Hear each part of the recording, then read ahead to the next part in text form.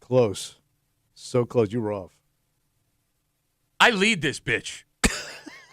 Well, do a better job. Thursday morning, you're hanging out in the break room, Rochester's Classic Rock 96.5, WCMF. How's it going, buddy? Pretty good, buddy. What's going on, female buddy? Doing good, buddy. 48 degrees right now. Gonna get up in the mid-50s, but Ooh. it will never stop raining ever again. Man, this sucks. This has been a pretty crappy last. God damn, man. I mean, it's gonna be like 48 hours of straight rain by the time it's all said and done. And even after we get a little bit of a respite, like this evening overnight, in and about morning, yeah, the rain is coming right back. Although Memorial Day, Monday, sunny and 65. Great. And Sunday, 35% chance of rain, 61. So we might get a little. Hopefully, that's like towards the evening. Yeah. So if you did have anything planned, you'll be able to pull it off. All right. So let's recap everything you need to know that happened overnight, because a lot of stuff happened. What happened? Your Rochester Americans lost 4-1 in Laval in the their third round for the leagues of the playoffs. It's confusing. Yeah.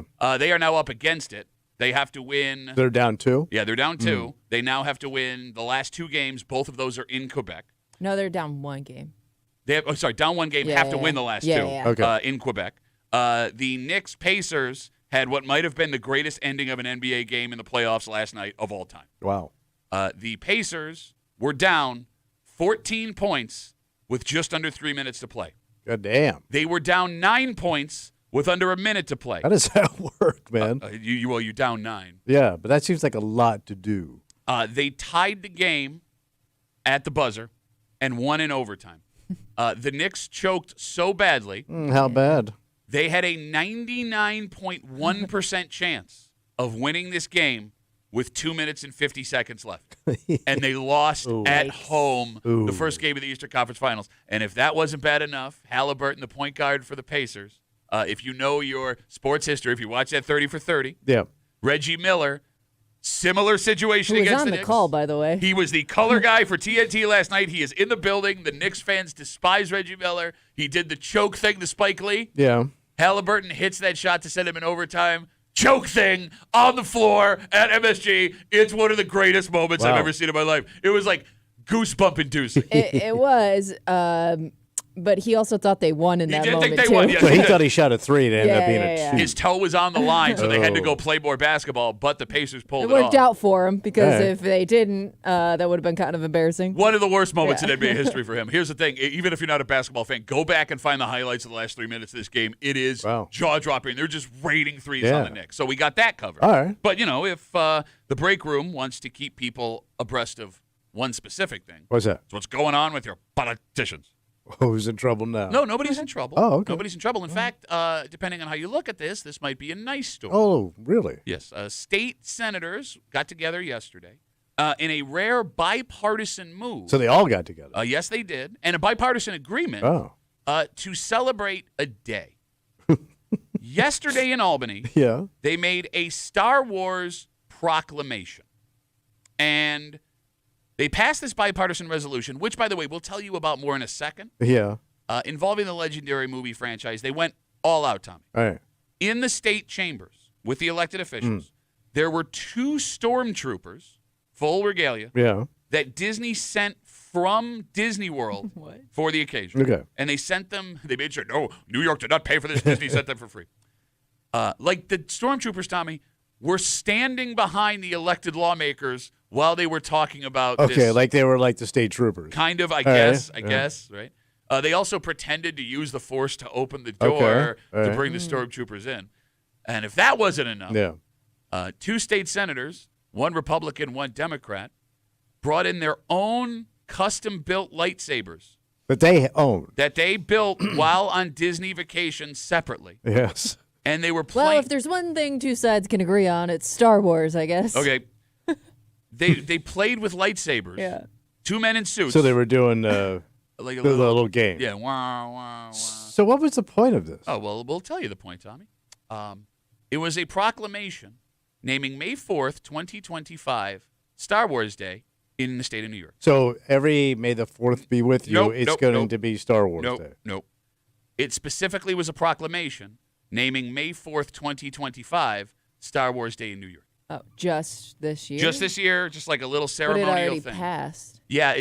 Yeah. It's 2 weeks later. Yeah. You want to know why? Why? You want to know why they had to do it yesterday? Why? They were planning on doing it Yeah. May the 4th. Yeah. But they couldn't because the two sides in the Senate couldn't get together to pass the state budget on time. Oh, okay. But they were going to work on this. So maybe abandon that idea then, Yeah, huh? let's recap what happened here. The state of New York Yes. took legislative time Mm-hmm. to have stormtroopers flown up, Yeah. stand in there, make a proclamation about a day that happened 2 weeks earlier that they couldn't do on the actual day because they couldn't do their jobs to get the budget passed. So it was like a play day for them, It was a play date. where they could play sabers. But that was 2 weeks past because you couldn't get your job done. So instead, you just didn't do your job for a little while. Yeah. Yesterday, and again, you can make this political if you want. It was bipartisan. Yeah. Both Republican and Democrat decided, hey, you know it's a good idea. Let's not only waste a bunch of time with stormtroopers in a space for elected officials, a sacred space, but remind everybody that we have to do this now because we couldn't get our jobs done. Forget for months, 2 weeks ago, because that budget should have been done in January. But we still got to squeeze in playtime. Oh, my God. That's got to be the saddest. Can I also point out Yeah. the stormtroopers were there. Yeah. The stormtroopers are the bad guys. Yeah, I know. I was thinking that too. That's right. They're trying to right? Yeah. I'm not a Star Wars aficionado by any stretch of the imagination, but they're the evil empire. Yeah. Forgot about that. That you brought into a government chamber to protect you. Not the best optics. All right. In any kind of way, in any way at all. What are you doing? Why are you doing this? I have no idea. Totally pointless. It was totally did you just want to see guys in stormtrooper outfits? Because you could have just went down. I mean, you've been down there. You made your little lightsaber. Two of the guys made their own lightsabers that That's sad. played with. That is so embarrassing, man. Grown ass men. Legislators. Yes. And not only that, they tweeted about I'm watching a video right now of a grown ass man who looks to be in his 60s in a suit and tie playing with a lightsaber while he turns it on and other lawmakers are golf clapping for him while he's like wah wah wah wah. And what's the whole I don't even get the connection to New York State and Star Wars and Disney World. Okay, so there's to do something fun for that day, I guess. Yeah, May the 4th. I get that, but that's something I can see Disney doing that. Nope. Why are we doing it? Great question. Right? There's no New York connection. There was zero New York connection to this. It was just a fun, like Kimmy said, thing. Yeah. But again, it would have only really worked on the day of. Yeah. But you couldn't do it on the day of. No. All right. Because you guys couldn't get the job done. So you waited 2 weeks to do a totally pointless thing in which two grown men in ties standing near stormtroopers that were flown up from Florida played with lightsabers. And everybody was in on it. Everybody said, yeah, this is a great idea. It was one of the few bipartisan things that has happened in the last 5 years in the state of New York. Everybody got together to waste time and look like complete idiots. What? How do you not see this? I know. Guys and gals. I don't mean to be I'm not trying to be political hot talk guy. No, but to your point, how could you sit there and go, this is going to play out well? People are going to go, yeah, thank you, Albany, for doing Star Wars Play Day. And even more frustrating, right? There's a couple of news stories written here. They're all isn't this fun? Which I guess it's not. For who? It's not. Who's it fun for? I don't know. It's not fun for me. Well, you don't like Star Wars. Yeah. Maybe there are Star I Wars. really don't like Star Wars in the hands of a 60-year-old guy. Well, that's who it's for. I mean, it's for your generation. Right age range. Yeah. Right? Yeah, we kicked it off. But a couple of the news stories, and it's not on the news. The job of the news is just to report the news, right? There doesn't have to be a political slant. That's fine. But they all write these glowing, look how much fun they're having, and it's why are you covering this? Yeah, that's not really the point of a state capital. What do we go have some fun? 252 WCMF 252-9263, and again, in this Star Wars thing that they did in Albany yesterday with the state senate, they have to find a way to connect it afterwards. I'm going to read you a quote. This is from one of the state senators.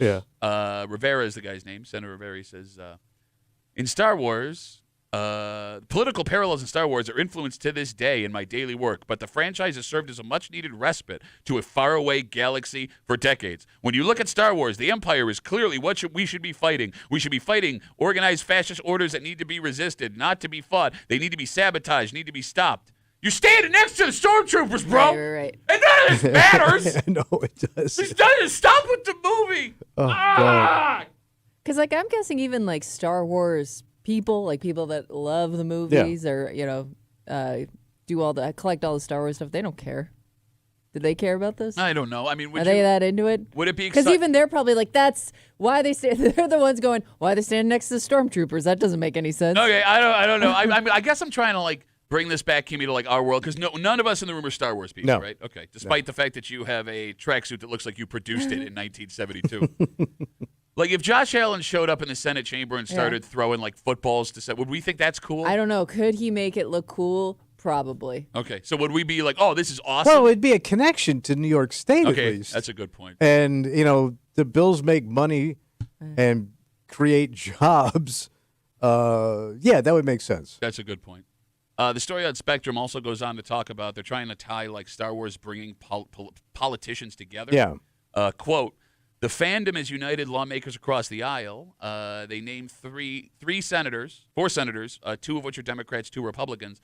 They have a group text chat where they frequently discuss the franchise. It sparked a friendship between the group who typically disagree on major policy issues. That's what Star Wars is all about. It's about bringing people together from around the world of different cultures. No, that's what moms do when they want the kids to play nice with each other. You both like Star Wars, right? Why don't you go up in your room and play Star Wars? It's like they're little kids, man. If that mattered, what was said there, one of the lawmakers would have been like, we actually disagreed on this policy, inserted here, and our love of Star Wars actually connected us, and we found a common ground. But that's not in there? No. Which kind of tells me that maybe none of this matters. No, it doesn't matter. Shut up. Okay, Robert's got a possible connection on Instagram. Duffy on WCMF. He says, isn't New York the Empire State? As in the Empire, like Darth Vader. Okay, that's a stretch. But also maybe not a parallel you want to draw, maybe. Okay. Just take it out loud. Yeah, because we'd be the evil empire. Yep, evil empire there with the stormtroopers all standing there being all... I'm a pretty optimistic guy. Yeah. Right? I want to be happy. But like this kind of sucks the life out of me a little bit. Just a little bit. And it doesn't even matter. Like, none of it matters because if they weren't wasting time doing this, they'd be wasting time doing other things. Yeah, but now you know what they're wasting time on. The stormtroopers. All right. Like, they're not even doing adult wasting time. Like, if it was like coke and hookers, at least you're being men about it. Like, you're being little boys in a sleepover. All right, 252 WCMF. We're trying to find the parallels to New York. Rob brings up the Empire State thing. Not great. Maybe Nick can help us out here. Right. We told you they had the two stormtroopers flown up by Disney in the Senate chamber. Hey, Nick, you're on CMF. What's up, buddy? Hey, Rob just beat me. Yeah, it's probably because it's the Empire State, even though it's stupid. But again, it's the bad guys. You don't want to be the bad guys. Oh, absolutely. No, it's terrible. It's a terrible idea. I don't know why they did it, but that's probably the only reason why they would. All right, Nick, thank you for the call, buddy. Have a good rest of the day. I love how you beat me to it. Nick, you could have just hung up the phone, buddy. Could have just hung up the phone. Took my idea. Nobody's going to be like, oh, we lost Nick. Let's cancel the show. All right, we have a dynamite. A little self-awareness, please. Okay. Got to break them for you this morning here on CMF. It's Thursday. You know what that means? Oh, I think we're going to do a little bitching. We got a Bitch Voice Theater coming at you just after 7. We are actually slammed today. Oh, what happened? The NFL and HBO made an announcement yesterday. Yeah, big one. Mm-hmm. Everything was going so good. This is so exciting. Shut your whore mouth. Man. Not you. I was talking to Tommy. Your mouth is fine. I didn't even know this was a possibility. For some reason, I thought they didn't have to do it. I thought every team, you can only pass it off for so long. No, both of you are wrong. I got that from you. You were right, Kimmy. You were right. No, I got that from your whore mouth. My mouth is not a whore mouth. Oh, it used to pretty good, bro. You were saying, Kimmy. Usually they give you like a handful of teams that they're thinking about. They didn't even do that yet. Like, we didn't even get there yet. The rules changed. Okay. The rules changed, and it hurt us. How's it going to hurt? I'm going to tell you how it's going to hurt. We'll get to that just after 7:30. Also, just after 7 o'clock, it is prom and ball season. Yeah. Right? Tommy, very excited about ball season. And there is There's a lot of landmines as a parent you're walking through. Yeah. With financially, socially, safety-wise. There is a mom, and we've been going back and forth on whether or not to do this. Yeah. Because I don't want to get anyone in trouble. I don't want to expose anybody, and this is kind of explosive. All right. So we're going to be as vague as possible. But there is a mother who found something out, what her son and his date did over the weekend, last weekend. All right. She's not happy. Or they're just being kids. You're going to say yes, but every parent that has teenagers is going to go, oh, my God. Did we all do it? You did. Obviously. Because no girl would agree to do it with you. No, your mom was cool. But here's the thing. This mom knows. Yeah. The other parents don't. Oh. And we'll get into it just after 7 o'clock here at the Break Room on CMF, plus a whole bunch more. But first, Tommy, we're just talking about the rain. Yeah. You do have the Memorial Day holiday coming up, and along with honoring folks who give you ultimate the sacrifice. parade and all that stuff. But maybe folks like to grill. Yeah.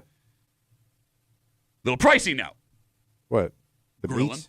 The meats? Everything, you name it, right? Yeah. Stormtroopers, hamburgers, hot dogs. There's two ways to do it. What? Because, our favorite local grocery store here in Rochester made a big announcement that have people very excited about cooking out this summer. But you can cook based on what you can spend. Yeah. Or you can cook based on what your guests are expecting. Well, you can't chintz, man. We'll get into it next here at the Break Room. On CMF.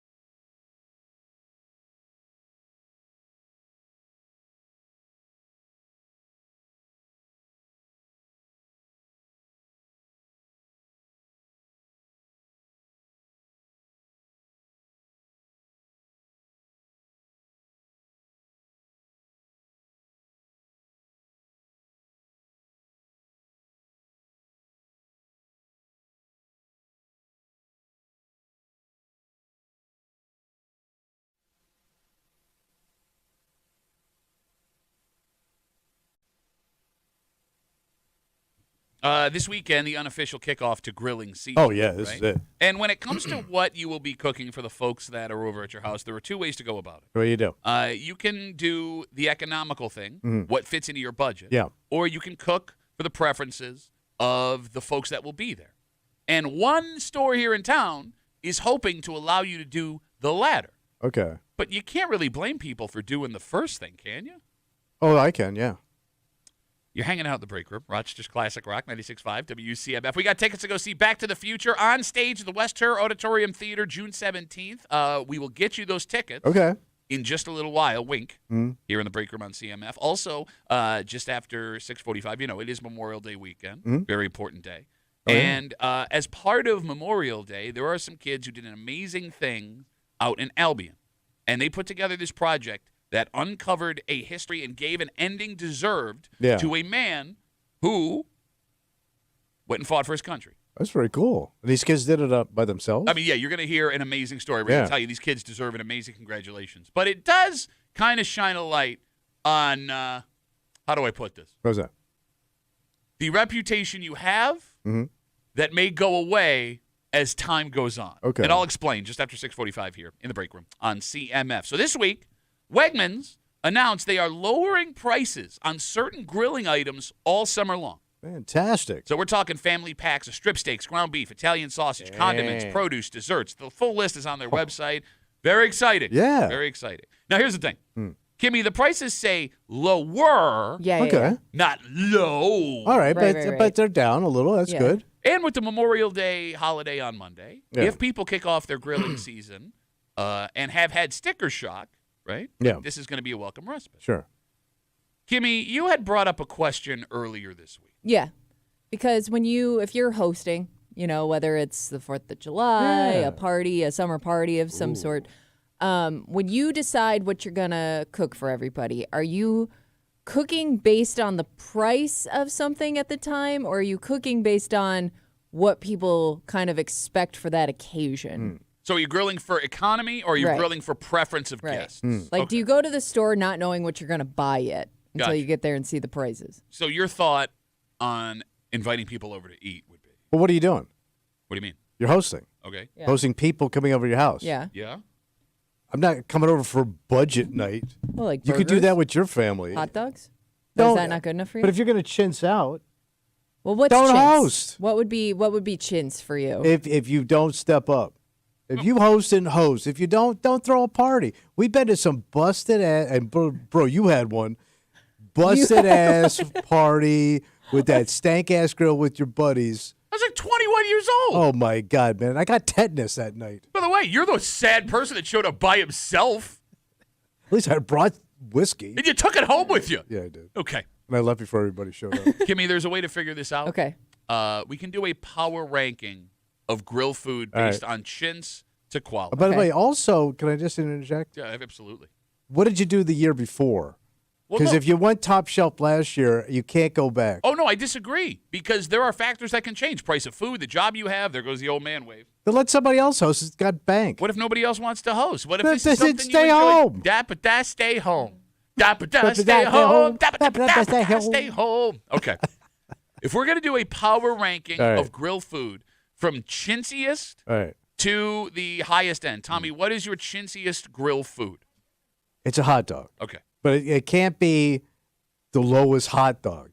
It's got to be a Zweigel. No, but Zweigel's affordable compared to like a steak, but Zweigel's is still expensive compared to other hot dogs. I understand, but if you're gonna chintz out on a junior varsity dead dong hot dog, I pass. Kimmy, would you can't even do a Zweigel? All right, Kimmy, would you be fine with someone you go over their place for grill and they cook a bunch of ballpark hot dogs for you? Are you okay with that? Yeah, it's fine.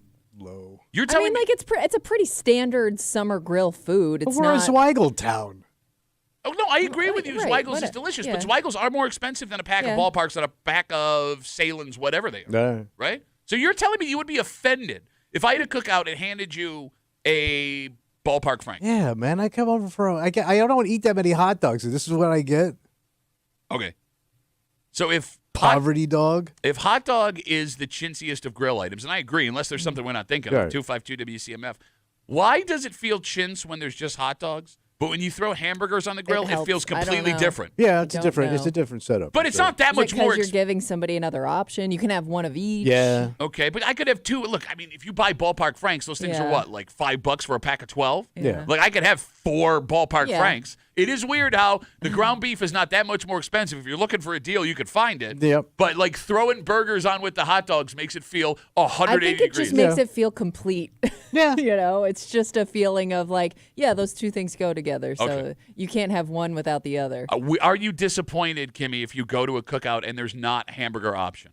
No, I can deal with a hot dog and some sides as long as you need like the standard like picnic sides along with it. Yeah, but they may go low on like that. you can't just have hot dogs and nothing else. No, but I would argue like the sides are filler. I would argue the lower the sides off the grill, the better the cookout's going to be. You don't want expensive sides. No, but what do you call?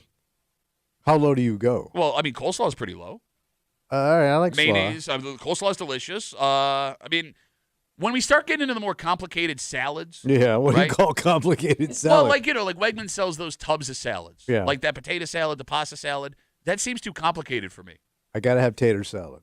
Really? Yeah, my southern roots, son. Okay. I need tater salad. I need Yeah, all but you guys three. put raisins in it. Get out of my face. I'm not a fan of fruit. Okay. I know you are. Yeah, that's why like- we've been friends for so long. I gotta have all three. I gotta have slaw, taters, and mac. No, you give me some kind of potato. But and you're talking That's pretty just standard. one? Yeah. No, you need a variety. No, look, I'll give you coleslaw. I give me love like a variety of pasta salads. Okay, like Ooh. I will do multiple scoops Yeah. of different because like I have She one right. friend who makes a pasta salad with chopped pickles in it, and it is delicious. I am Sounds out. good. I'm out on summer pasta salad. What? Are Okay. you nuts? No, here's why. First of all, you're going to get a paper plate, like and that's standard. That's fine. You shouldn't do dishes outside. Mm-hmm. The pasta salads, you can't scoop them up on the paper plate. That's with a plastic because fork. your family always bought those chintzy communion wafer goddamn plates that don't hold up. Oh, I'm sorry. You go Chinette. Shut up. What am I, some kind of millionaire? Chinette, or I go home. Okay, so don't come, you dick. So I had a father-in-law that I had a Sicilian father-in-law, Big Tony. He refused to eat off a paper plate. So when he came over, we'd have all the paper plates for the thing. He would go inside and get a proper dish my to eat off. God. And I'm sure you never said anything negative about that. You know, I'm not pissing on Big Tony. 252 WCMF talking about with the unofficial start to grilling season this weekend. Do you cook for your economy when you have people over, your budget, or are you cooking for the preference of your guests? 252 WCMF, as we're doing the power ranking of grill foods, right? When it comes to meat, we can all agree hot dog, the most budget conscious, Yeah. right? We had asked if we missed anything. Aaron's on CMF. Hey, Aaron, how are you, buddy? Good. What's going on, man? What up, man? Hey, I got a question, though. You guys are talking about Big Tony and poverty dogs. Isn't the Red Wings doing a special called Big Tony's Poverty Dogs the other day? Wait, I'm sorry, you broke up. What'd you say? I know, that was terrible. It's okay. But, yeah, I mean, if you're going to somebody's cookout... It wasn't I okay, mean, though. It wasn't. It was Not like, acceptable. It was the opposite of okay. It was KO. Yeah, I'm swinging and a missing with the curveball today. What do you want? Hang up. Yeah. All right, Aaron, I'm going to give you one more shot, buddy. What did you call with? What do you got? Well, I mean, if somebody's being chintzy with the grill stuff, I mean, it's okay. I mean, it's not a problem, right? So you're I not think. you're not Who cares? offended by a whole bunch of hot dogs when you get there. No, who cares? I mean, I'm with Aaron, but I hate him for the joke he tried, so I don't know how to feel right now. Nah, it's fine. You can feel crappy. It's okay. All right, it's Aaron, raining. It's all right. Thanks for the call, Aaron. Try again next week, buddy. Thank you. Yeah, shit. Yeah. All right, bye. There goes Aaron. Wow, that derailed fast. Fast. Yeah, I think he sat on hold a little too long. Yeah. All right, let me ask you this question. Go ahead. Do you now, in today's day and age, have to have a chicken option for guests every time you grill? I love grilled chicken. Okay, yeah. 'cause Yeah, you're- but I've had like bad grilled chicken where it was like Really? a little too tough. Like you got to know what you're doing. I think if you're gonna grill Grilled chicken for thighs are everybody. delicious. Look, I agree with you, but Kimmy's right. Yeah, like Kimmy's there are absolutely right. sometimes I'm like, this is a little too chewy. So here's the thing, like, there are people now that have gotten away from the red meat. Yeah, I Right? understand. So if you think or they say, I mean, it is kind of a dick move to say, I'll come over, but I don't eat red meat. Like, if you have food preferences for a grill, is it a douchey move to bring your own thing to Stay grill? home, man. Well, no, because I want to With see your my... veggie burger. I got a veggie burger. Can you cook this on the grill? I hate that Wait, thing, and man. did you burn your mouth from eating the veggie burger? They're impossible to grill, man. Okay, he gets so mad about I the do. veggie burger. Or your impossible, supposedly meat crap. Your shredded newspapers with beet juice. You calling that a meal? But here's the thing. I'm not like, okay, of all of the people in the world that are going to criticize someone else for eating strange, you are that guy. Hey, bro, when I sit down to eat meat, though, I eat. Yeah. I do. You eat 2 hot dogs a year. Yeah, at the same time. Wow. Yeah, no, he actually opens his mouth and puts them in at the same time. I wish I could. I'm jealous of those guys that can. Well, it's not high school anymore for you, How did buddy. they learn how to do that?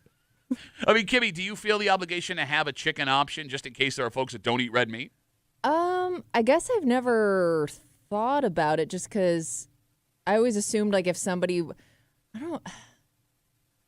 I feel like if somebody was really against eating red meat, they usually do bring their own thing. Okay. Are you offended if someone brings their own meat to grill? No, go ahead. Go for it if you want to bring it.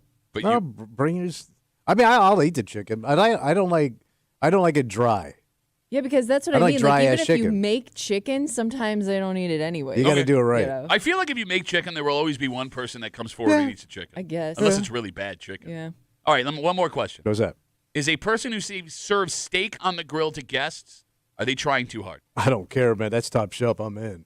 Well, but again, And if you do some seafood with that, you go a little. get out of Oh my my face. God. Oh my- Shut up. I'm if not you- grilling When If was you the do last time steak- you went to like a summer party where there was surf and turf involved? That'd be pretty cool though. If they had steak and like shrimp kebabs, god damn. No one's doing that. Oh, My dad used to do that in the parking lot of Bills games. bro, Did he you really? the man. We had Well, he was only grilling for so many people, though. No, he was grilling for like 10 people. Oh. I mean, That's the man. no, it's not the man. We had a hole in our roof. I told you he would bring home the leftover. I don't care about your stupid kids. Give me the grilled kebabs. My you dad, the man. my dad would marinate shrimp skewers the night before. Yeah. He would get these steaks from Sam's Club. Yeah. He would cook them, and whatever was left over, I told you, it was like Lord of the Flies. He would come home with the leftovers after the game, Please, sir, some more. put them on the stove, and we would just we were eating steak with our bare hands, like ripping it That's off. how good the stuff is. No, that's how starving we were. Is steak, though, tough to do on a large scale just because everybody has such different preferences for it? I mean, I would think like if you're going to do a cookout, 6 is the most you could do Yeah. steak for. I Not do even get- budget-wise. I do get pissed off though if I'm grilling steak for people But or somebody might- burgers. yeah. And they go, I want it really well done. But what if somebody wants it That that way? pisses me off. Man, you just ruined that. You just ruined that meat. I go, why? Okay. Why even eat it? Okay, look, I agree Why with don't you go lick the grass? It should be rare, but I don't know why you're getting upset with someone for wanting it that way when you invite them as a guest. Because it's a in your home. waste. Okay. So just to be clear, Yeah. you insist the guest has a say in what type of meat. Yeah. But if the guest has a say in how they cook their meat, that I'm guy's pissed. a douche. Yeah. Okay. Back to the Future Yeah. is coming to the Western Auditorium Theater June 17th, and we got tickets for you right now. Go see the stage production. 8th caller, 252 WCMF. Pair of tickets to see Back to the Future, Western Auditorium Theater, June 17th. Tickets are on sale right now at Ticketmaster.com. 252 WCMF, 252-9263. Good luck from your friends here on CMF. It is Memorial Day on Monday. Yeah. And it is a very important day in this country. Sure. And we're going to tell you an amazing story of a couple of kids in our area who gave a man who has not been alive for over a century. Wow. Something, Century. Yes, something that he deserved. And in doing so, they uncovered an unbelievable story. Damn. And along with the round of applause that these kids and this teacher that led them deserve, it's also an interesting study on how people are remembered. Because this man, who we'll never know, Yeah. got a massive celebration in his honor. Even though maybe all of the things that happened along the way while he was alive Yeah. happened for a reason. Oh, okay. We'll get into it all next here in the break room on CMF.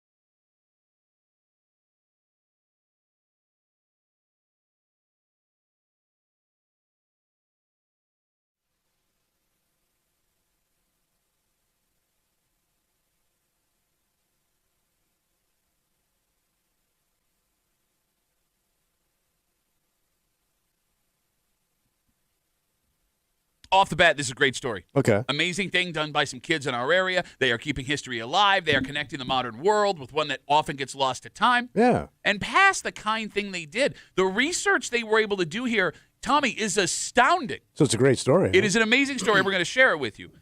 All that being said, yeah, there are people who believe some things happen for a reason. Oh, yeah, it's usually how it goes, right? Well, it's very possible. There could be a reason why the man that is the focus of this story ended up in the position he was in. Oh. You're hanging out in the break room, Rochester's Classic Rock 96.5, WCMF. All right, first off, it's Thursday, excuse me. You know what that means? I think we're going to bitch it out. Yep, Bitch Voice Theater coming at you just after 7. Also just after 7, a story we were debating whether or not we should do because it involves kids, a mom, and something she knows that no other parent does in this situation. Yeah. We'll get to that story just after 7 o'clock. Also, we have our winner for the tickets to see Back to the Future. Who's going to the show, Kimmy? All right, so normally I don't say last names, but this guy has such a good name, I got to say it. Okay. Thomas Fires. That's a great name. That is a good name. Spelt like fires? Fires. Damn. I wish my name was Tom Fires.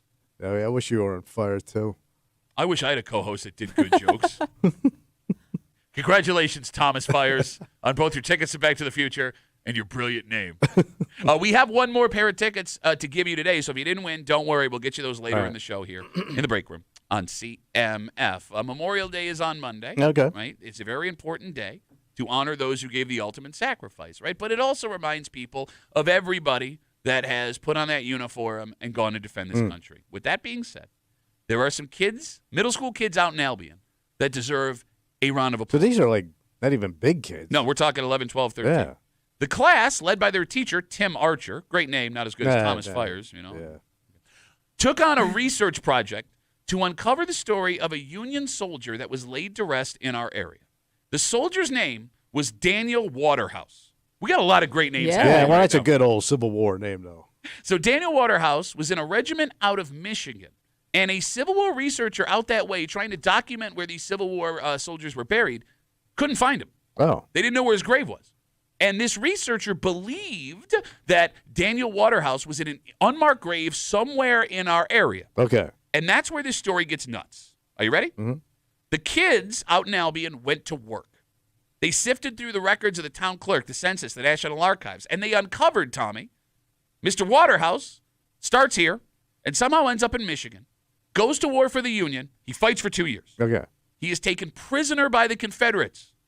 He escapes. Damn. But in doing so, gets stabbed in the leg above the knee. He then falls off a wagon, smashing his ankle. And it sounds like these injuries were like debilitating for the rest of his life. Yeah. He ends up back in Michigan, gets married, comes back to our area. Now, why does he come back? Don't know. But when he gets here, his wife dies. Yeah. The whole time this is happening. Well, she probably lived to they lived pretty old back then. She's probably like 32, 33. What is she, a Flintstone? Yeah. By the way, the whole time this is happening, Mr. Waterhouse is trying to get a pension for the injuries that he got during the war, which he never receives. Okay. He goes the rest of his life without getting his pension. And because of that... So stiffened veterans goes way back. You ain't kidding, man. Because he never gets his pension, he ends up in a poorhouse in Niagara County. Where so he ends up stuck here. You got it. Where he was originally born. Man, they used to have poorhouses. I forgot about that. It gets better. Yeah. He then ends up in Orleans County because a lawyer from that area was trying to help him get his pension. By the way, he never ends up getting it.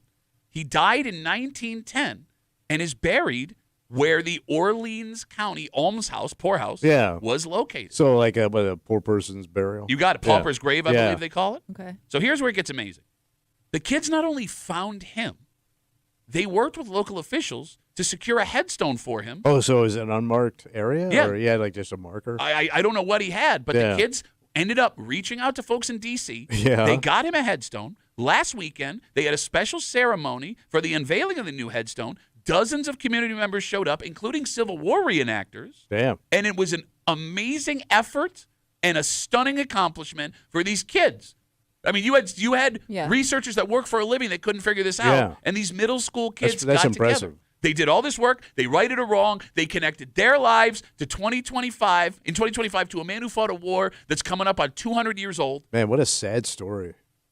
So they, I guess I'm confused. So they found where this guy was buried, or they found they knew where he was buried and found his backstory? It sounds like they researched the backstory and ended up finding where he was buried. So how did I wonder where it started, I guess it goes into the records where you just slowly track things down, put puzzle pieces together, and they figured it out. I mean, these are middle school kids. Yeah. Very impressive. So with all that, are we sure that this guy, the soldier, was in a bad spot because of bad luck? It sounds like it. Okay, let's talk things out. Tommy, there's one thing you can never uncover with census forms, National Archives, things like that. What's that? If someone was a jerk. Okay. Yeah. Now, it's very possible that this man was an unfortunate soul who did everything right and caught a bad break and a bad break. He got many bad breaks. Just bad break after bad break. But it's also possible, and I'm not suggesting this was the case, but it's possible. Yeah. Guy was kind of a jerk. Okay. Right? I mean, how would you know? But, I mean, there's no indication of that. I mean, based on what? So far he got captured, injured, went broke, no pension. Yep. And his wife dies. But I don't see jerk in there. But you could also argue maybe even if he was a jerk, maybe it was a result of trauma. Totally understood. You know what I mean? I agree with you. And by the way, it would make sense. What we consider jerk now was probably normal behavior in 1860s. Also true. Also valid. True. I guess what I'm getting... back then you could openly punch a mule. Man, I wish I could openly punch a mule right now. Look, I'm not suggesting this guy was a jerk. What I'm getting at when you read this story. Yeah, you don't know. We tend to give folks that were around way before us the benefit of the doubt. Sure. That they were all God-fearing, hard-working, good people that did the right thing every single day. But I want you to take a look around at some point today. Okay. It's not really how it is now. No. There are jerks all over the place. In fact, everybody listening knows a whole bunch of jerks. But you didn't have time to be a jerk. You had nothing but time to be a jerk. You had no TV. You had no internet. But you had to You didn't have pickleball on Wednesdays. Yeah, you had to work all day just to eat. Okay. Like you probably worked, and you worked from the time you got up to the time you went to bed. You had to walk to everything. Sun went down. When the sun went down, you couldn't work anymore. So you think I was jerk time? That was jerk hour, and not in the fun way that we're considering it. But they didn't have any jerk tunes back then. What are you talking about? My gal hates me because I'm a jerk. Look at me jerking all over the place. Again, not in a fun way, which would be in context of 2025. Logically, right. Tommy, there were jerks in every century since the beginning of time. Yeah, but all right. There were cavemen. There were straight-up dicks. Yep. Yeah. We'll even do it with people we know, assume that people were just good, kind people, like parents, grandparents, folks that we did not get along with. As soon as they pass, they were wonderful people who always lit up a room. Yes, that's true. Right? And people, for some reason, don't want to speak ill at the dead. What I'm getting at here. What's up? The most amazing part about this project is these kids put in countless hours. Yeah. And they discovered all of these things that would have been lost to time forever. And they gave a man who served his country his rightful spot in history. Nice send-off. A century deferred. Yeah. But with everybody in history, unless they are unbelievably famous and influential, no matter how hard you try, there is no amount of research for the average person to do where you could tell if people during their time actually like that person. Oh, that's true because that's never going to be documented back then. Right. Unless you did something really, really cruel. Exactly. If you own Standard Oil. Yeah. Unless there was some infamous feud or something that you knew about. Exactly. Yeah. Right? The overwhelming majority of human beings will never have their actual personalities. Yeah. Right? Released to the public. But you never know if Lincoln was a jerk. In real life. He was a sarcastic jerk. Yeah. Paul writes us on Instagram. Again, we're talking about this unbelievable story out in Albion. These middle school kids did a research project to uncover an unmarked grave of a Union soldier from our area who was injured in escaping from the Confederates. They not only found his grave doing all this research, poring over archives and census data, they were able to get a proper headstone from officials in D.C. They had the ceremony for him over the weekend. They had Civil War reenactors. Yeah. It's a beautiful thing. Paul writes us on Instagram. Duffy on WCMF on Instagram. Paul says, who cares if he was a jerk?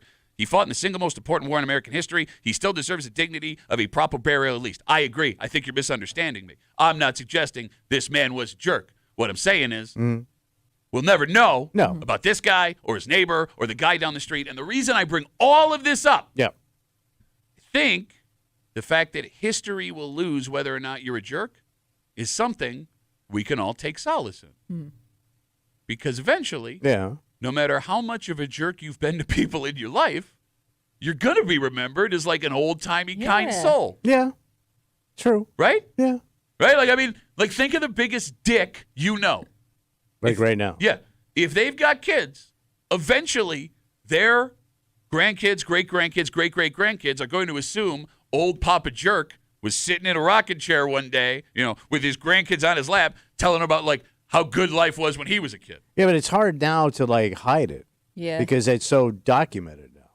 So you believe. Like, everything you post or like. That's true. And supported or hated. Yep. Or photos of you at places or doing things will kind of give you a read now that you didn't have documented even 30 years, 40 years ago. Yeah, I mean, like years from now, you could kind of see who was and wasn't on the wrong side of history. Okay, yeah. That's a good point. Or just your opinions. Okay. Or how you dressed or who you're standing next to. So you think that the rise of social media eliminates the ability for us to be anonymous in our jerkdom? I'm not saying it's completely, but I think you're going to get a better idea. You may not be completely solid, but...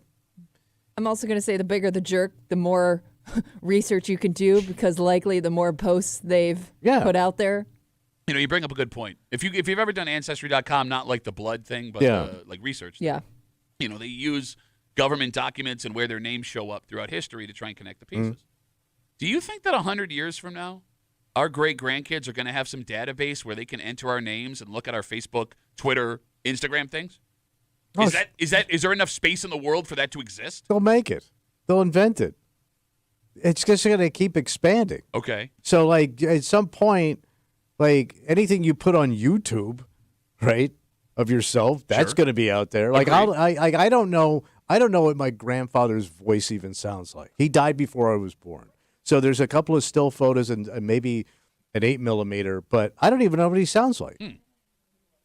That's all going to change, man. Everything you do now is documented. That's an interesting... You have a movie, a sound movie of what you were doing. That's a really interesting point. You're right. I don't know what my great-grandfather's voice sounds like. But that's going to be gone, right? Is that a good thing? Well, you'll know. Okay. There won't be any mystery to it. Okay, but it also kind of eliminates, like, there is something comforting in thinking, like, your ancestors were all good people. Yeah, because it's theater of the mind, right? Yeah. So you create these beautiful fantasies of what harken back to the good old days. Well, that's what I always wonder, because you know how we talked about old names coming back, and I was like, I wonder if people are, finding out these old names that were in their family tree and, feeling a connection to them. But I always thought, like, but what if that person sucked? Right. Like, you don't really know who you're naming your kid after. Or you don't. Like, you like the name, but what if she was just an absolute dick? Okay. Yeah, I'm named after my cousin Tommy, right? He died before I was born. I have no idea. Nothing about the guy. He died as a kid. So, but I don't know, what he liked, what he didn't like. It's just stories that people tell me. Never heard his voice.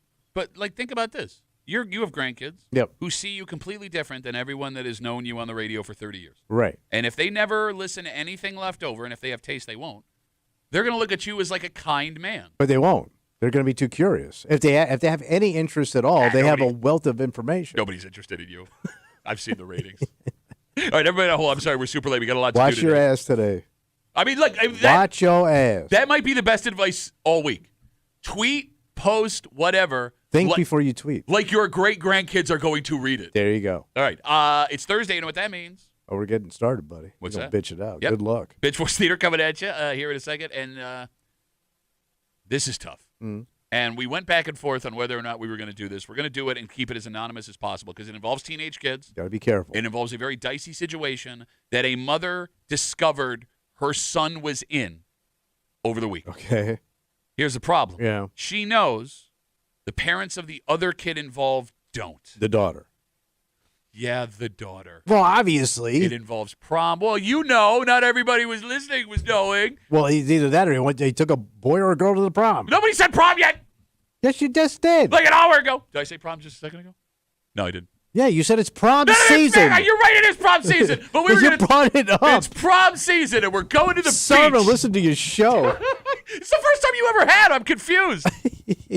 We'll get into all of it. And based on how Tommy's acting this morning, being a big old future jerk, it's going to get dicey. We'll get into it next on the break room. Let's see about.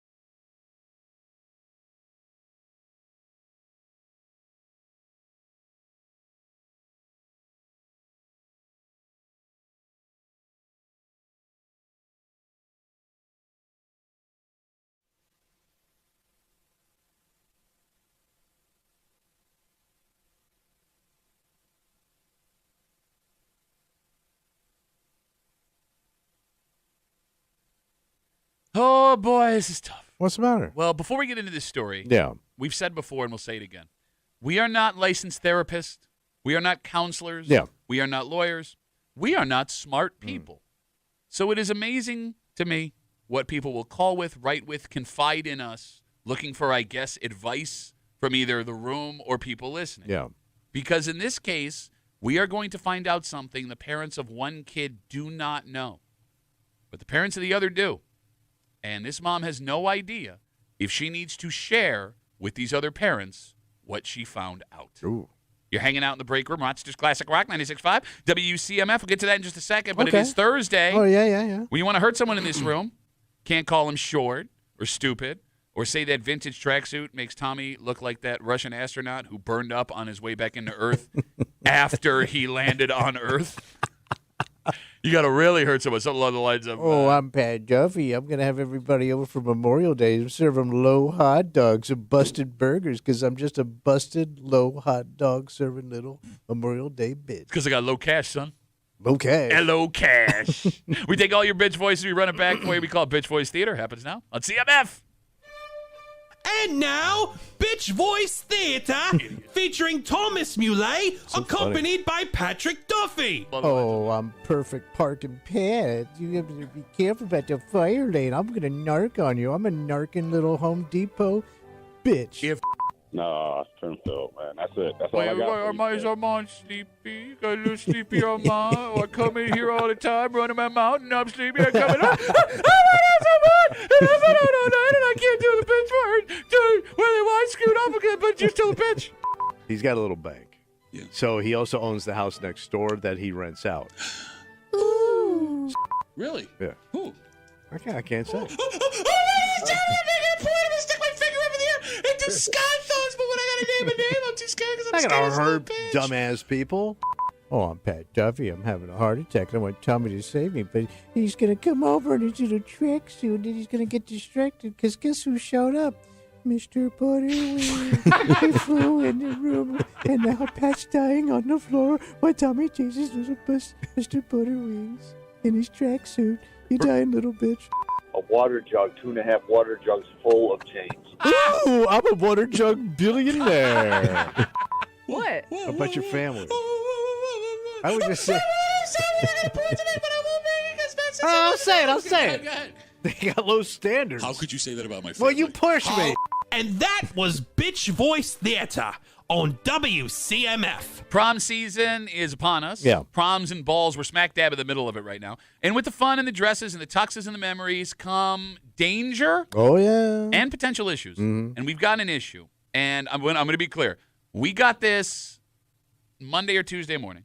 And we read it, and I was like, oh, this is not. Yeah. Okay. But this mother kept writing us like, hey, are you going to talk about this on the radio? So we're not going to use any names, locations, or anything in the story because it involves kids. Right. And I will say one more time, Tommy Muley, What are you looking at me for? this involves kids. Children. Yes. Underage kids. Watch it. Okay. A Facebook message from a mom. Okay. My son and his date went to their ball this weekend.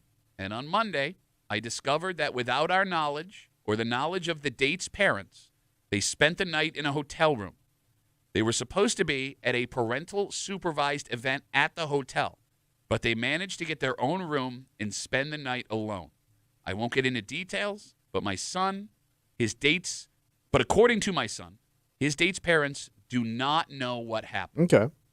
I wouldn't know what happened had I not checked my son's phone during a mom hunch on Monday. A mom hunch? A mom hunch. Okay.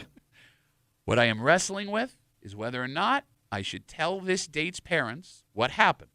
I am very angry with my son. Why? And I do feel, well, she's not here. I can't tell you that. I do feel they're both responsible here. I would want them to tell me if this was the other way around. But I also don't want to cause problems between parents and their child. I don't know them all that well. And I am afraid, because I have the boy here, that he is going to get blamed for this when it was a decision that both of them made. And she goes on from there that that's really all we need. You're not bothered by this at all? Why does she want to get involved in this? She's already involved. Yeah, I mean, You don't even know what happened.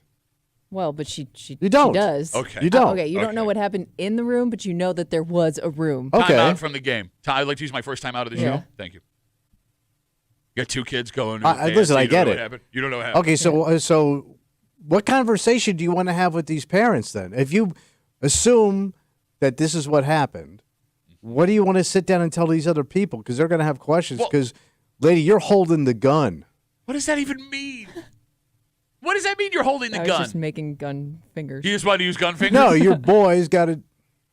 He's the loaded gun. No, but I agree with this woman here. I don't think she's being protective mom when she says in this Facebook message that I hold both of them responsible. Like both of them had to make the decision. Yeah. And you're already doing what she's afraid of. Oh, by the way, you don't know how that all went down. You're just assuming that's how they ended up in this room. Well, man. There could have been a myriad of reasons how that girl ended up in that room. Do you want to know all this? Well, no, but if they're there together, if she finds it you're creating this Hallmark Disney story how they ended up sillily in a hotel bedroom. I don't think it's sillily at all. It could have been booze, drugs. Who the hell knows? Oh, okay, so now you want to go down this road? Or you want to just... Wait, are you now holding this mother hostage? All I'm saying is, why would you want to go tell these people something? Well, you have no information. But you do. No, you know very little. You know they went into a room. That's all you know. They got a room somehow. Now, so you know that. So where do we go from here? I think that if you just tell... She's wrestling with the fact that, like, do I tell the parents that I know that they got a room together? Okay, because the parents... You're not... That's all you need to tell them. They're going to have questions then. Okay, they but get a she vote wasn't in this there, conversation. so I don't know what happened. But I'm giving you the information I have. Like, I don't think they're expecting her to tell them what happened in the room. You don't know that. You don't know these people. Well, I know, but all I have to say is I wasn't there. I found out later. I don't know what happened in the room. Man, I wouldn't even touch this. That's your son. Yeah, I get it. But if nothing else comes of it, just shut up. How do you know nothing else is going to come of it? It's only been a couple of days. Then we'll deal. Oh, then we'll deal. Because talking about it's not going to change what happened in that room that night. But I am being a responsible parent, letting these other parents know. She says in this Facebook message, So it's about her now. I want to be a responsible parent. No, it's about being a good parent. Yes, whether you are good parent, you can't end up in a hotel room, lady. Weren't you the one that allowed your niece to use your apartment as a high school kid? I have news for you, buddy. I am not a good person. Okay. Yeah, no, I could tell that based on I how you're reacting. I am a low uncle. A luncle? A lunkle. And a drunkle. And a motherfunkle. Oh, yeah, buddy. 252 WCMF, 252-9263. This mom has to tell these other parents. She has to. She has no choice. Do you think she has more responsibility because she's the mother of the boy? That's what your fear My point is. was she's holding the penis here, No, but man. she's not holding any penis. Nope, she's not doing that. Not physically holding, but your team penis over here. Bro, look, man. And don't make T-shirts with that. It's not a good idea. I get that you're like, oh, leave it to Beaver. Like, the boy is... No, look, I'm with her, man. No, don't you. You shut up. You've been running your stupid mouth. You shut up for a second. Because we don't know which one of them got the room or managed to get the room. That's my point. No, but she was there with him, right? If they are in some kind of relationship or they are into each other and they both end up in that room of their own volition, which she says she has text messages that she saw from her son on a mom hunch, yeah, they're both responsible here. What if there was booze involved and the girl got drunk and, okay, things happen? So you're going to keep that quiet? I don't know. Oh, no, what happened all of a sudden? Because now you're going to have to explain that to those parents over there. It's responsibility for your kid. Your kid went behind your back and put himself in a very, very bad situation, put a girl in a very, very bad situation. You do what every kid does. No, not every kid does this.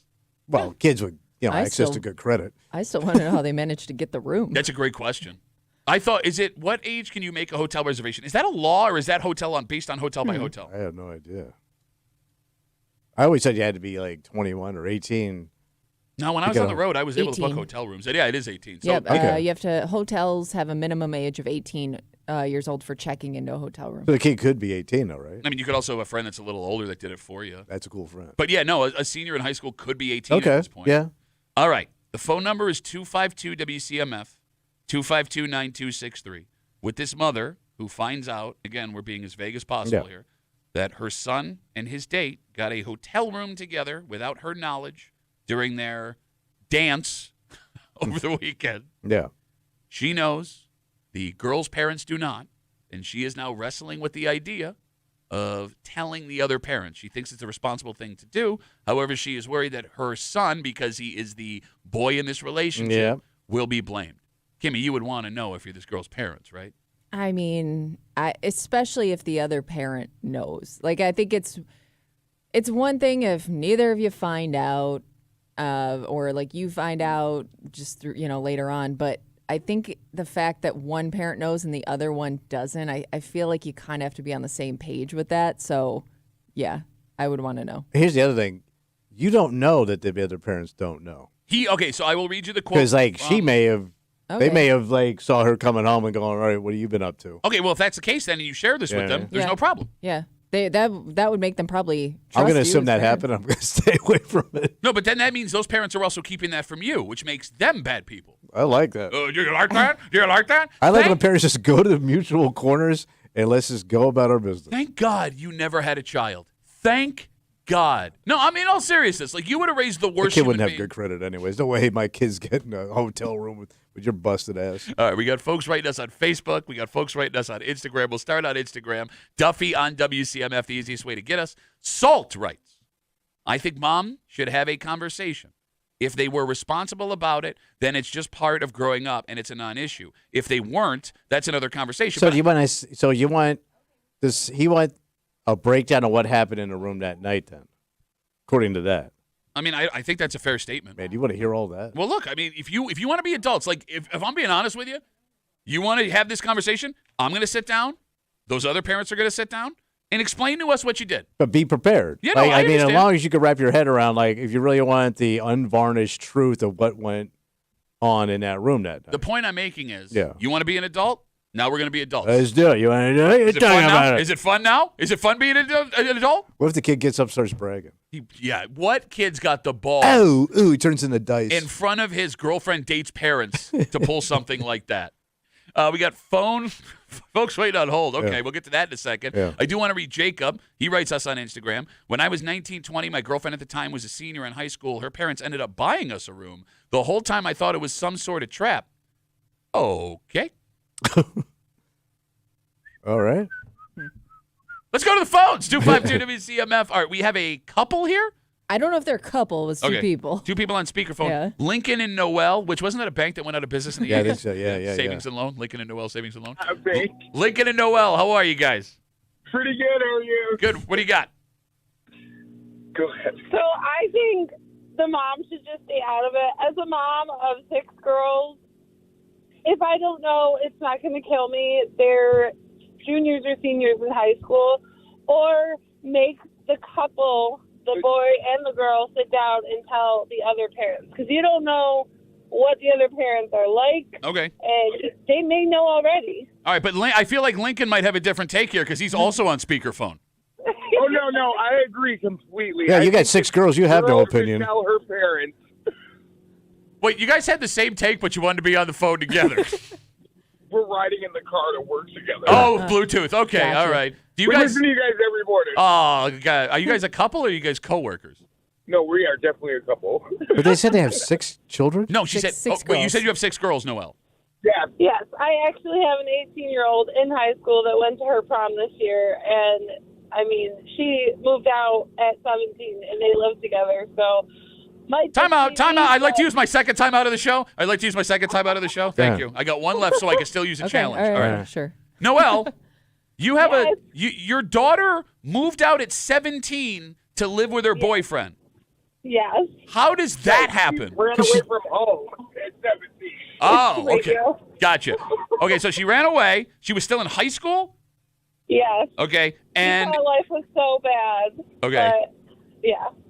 they got the same take you do. Yeah, but I kind of get it, man. Just get them out of the house. Go. Lincoln and Noel, great to talk to you guys. Thank you for the call. I appreciate it. Okay, so she brings up an interesting point. Have the What's kid, that? Let your kid leave? No, have your kid and his girlfriend or this girl tell the other parents. Oh. I'd want to be in the room for it.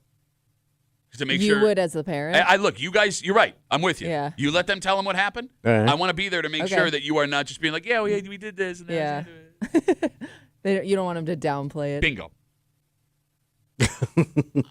I get, Yeah. like, the most amazing thing about you as a human being to me, to this day, Tommy Muley, and you're my friend, as I say these things before I'm about to destroy your face. I get that the idea of being a teenager and doing something like this sounds like a lot of fun. Well, it's part of growing up. Well, and I also it sounds like fun, but you also did it or know people that did it. Oh, yeah. So you're kind of, you understand. Yeah. I also get that the fantasy as an adult of going back to those times sounds awesome. What I don't understand is how, as a man of your age who has stepchildren and grandkids now, you can still be like, yeah, what's the big deal? Ain't no thing. Go ahead, kids. Get it on. Yeah. Teenage kids going behind my back, getting their own hotel room, low cash. I think you should blow it out of. I think the more you make an issue out of it, you make it worse. Yeah, or if you make no issue of it, it keeps happening. It's going to happen either way. Is it? But you're going to make them feel like they were bad kids. They did something dirty. They did something wrong. They didn't do anything wrong. By getting a hotel room behind the back of your parents. I have a question, and you would know this Safer answer than the woods. better than me because The you're maniacs. a parent. As the mother, do you also worry that you would have to admit that you went looking through your kids' things? And to your maybe son, you're that's saying. like more common because, kids with cell phones and stuff and having access to that as a parent. But I just wonder, like, how often are parents being open and honest with their kids about what they see? Understood. So, yeah, I mean, it is like an espionage thing, right? Where, like, once you blow, there's a double spy. Right. Then the game is over. But, Yeah. I mean, Kimmy, I think this is one of those things where. You got to play that shit. All right. Exactly. Like, you hold it until this. I mean, the Yeah. kid already knows. It looks like in his Facebook message, he talked to her. Oh, true.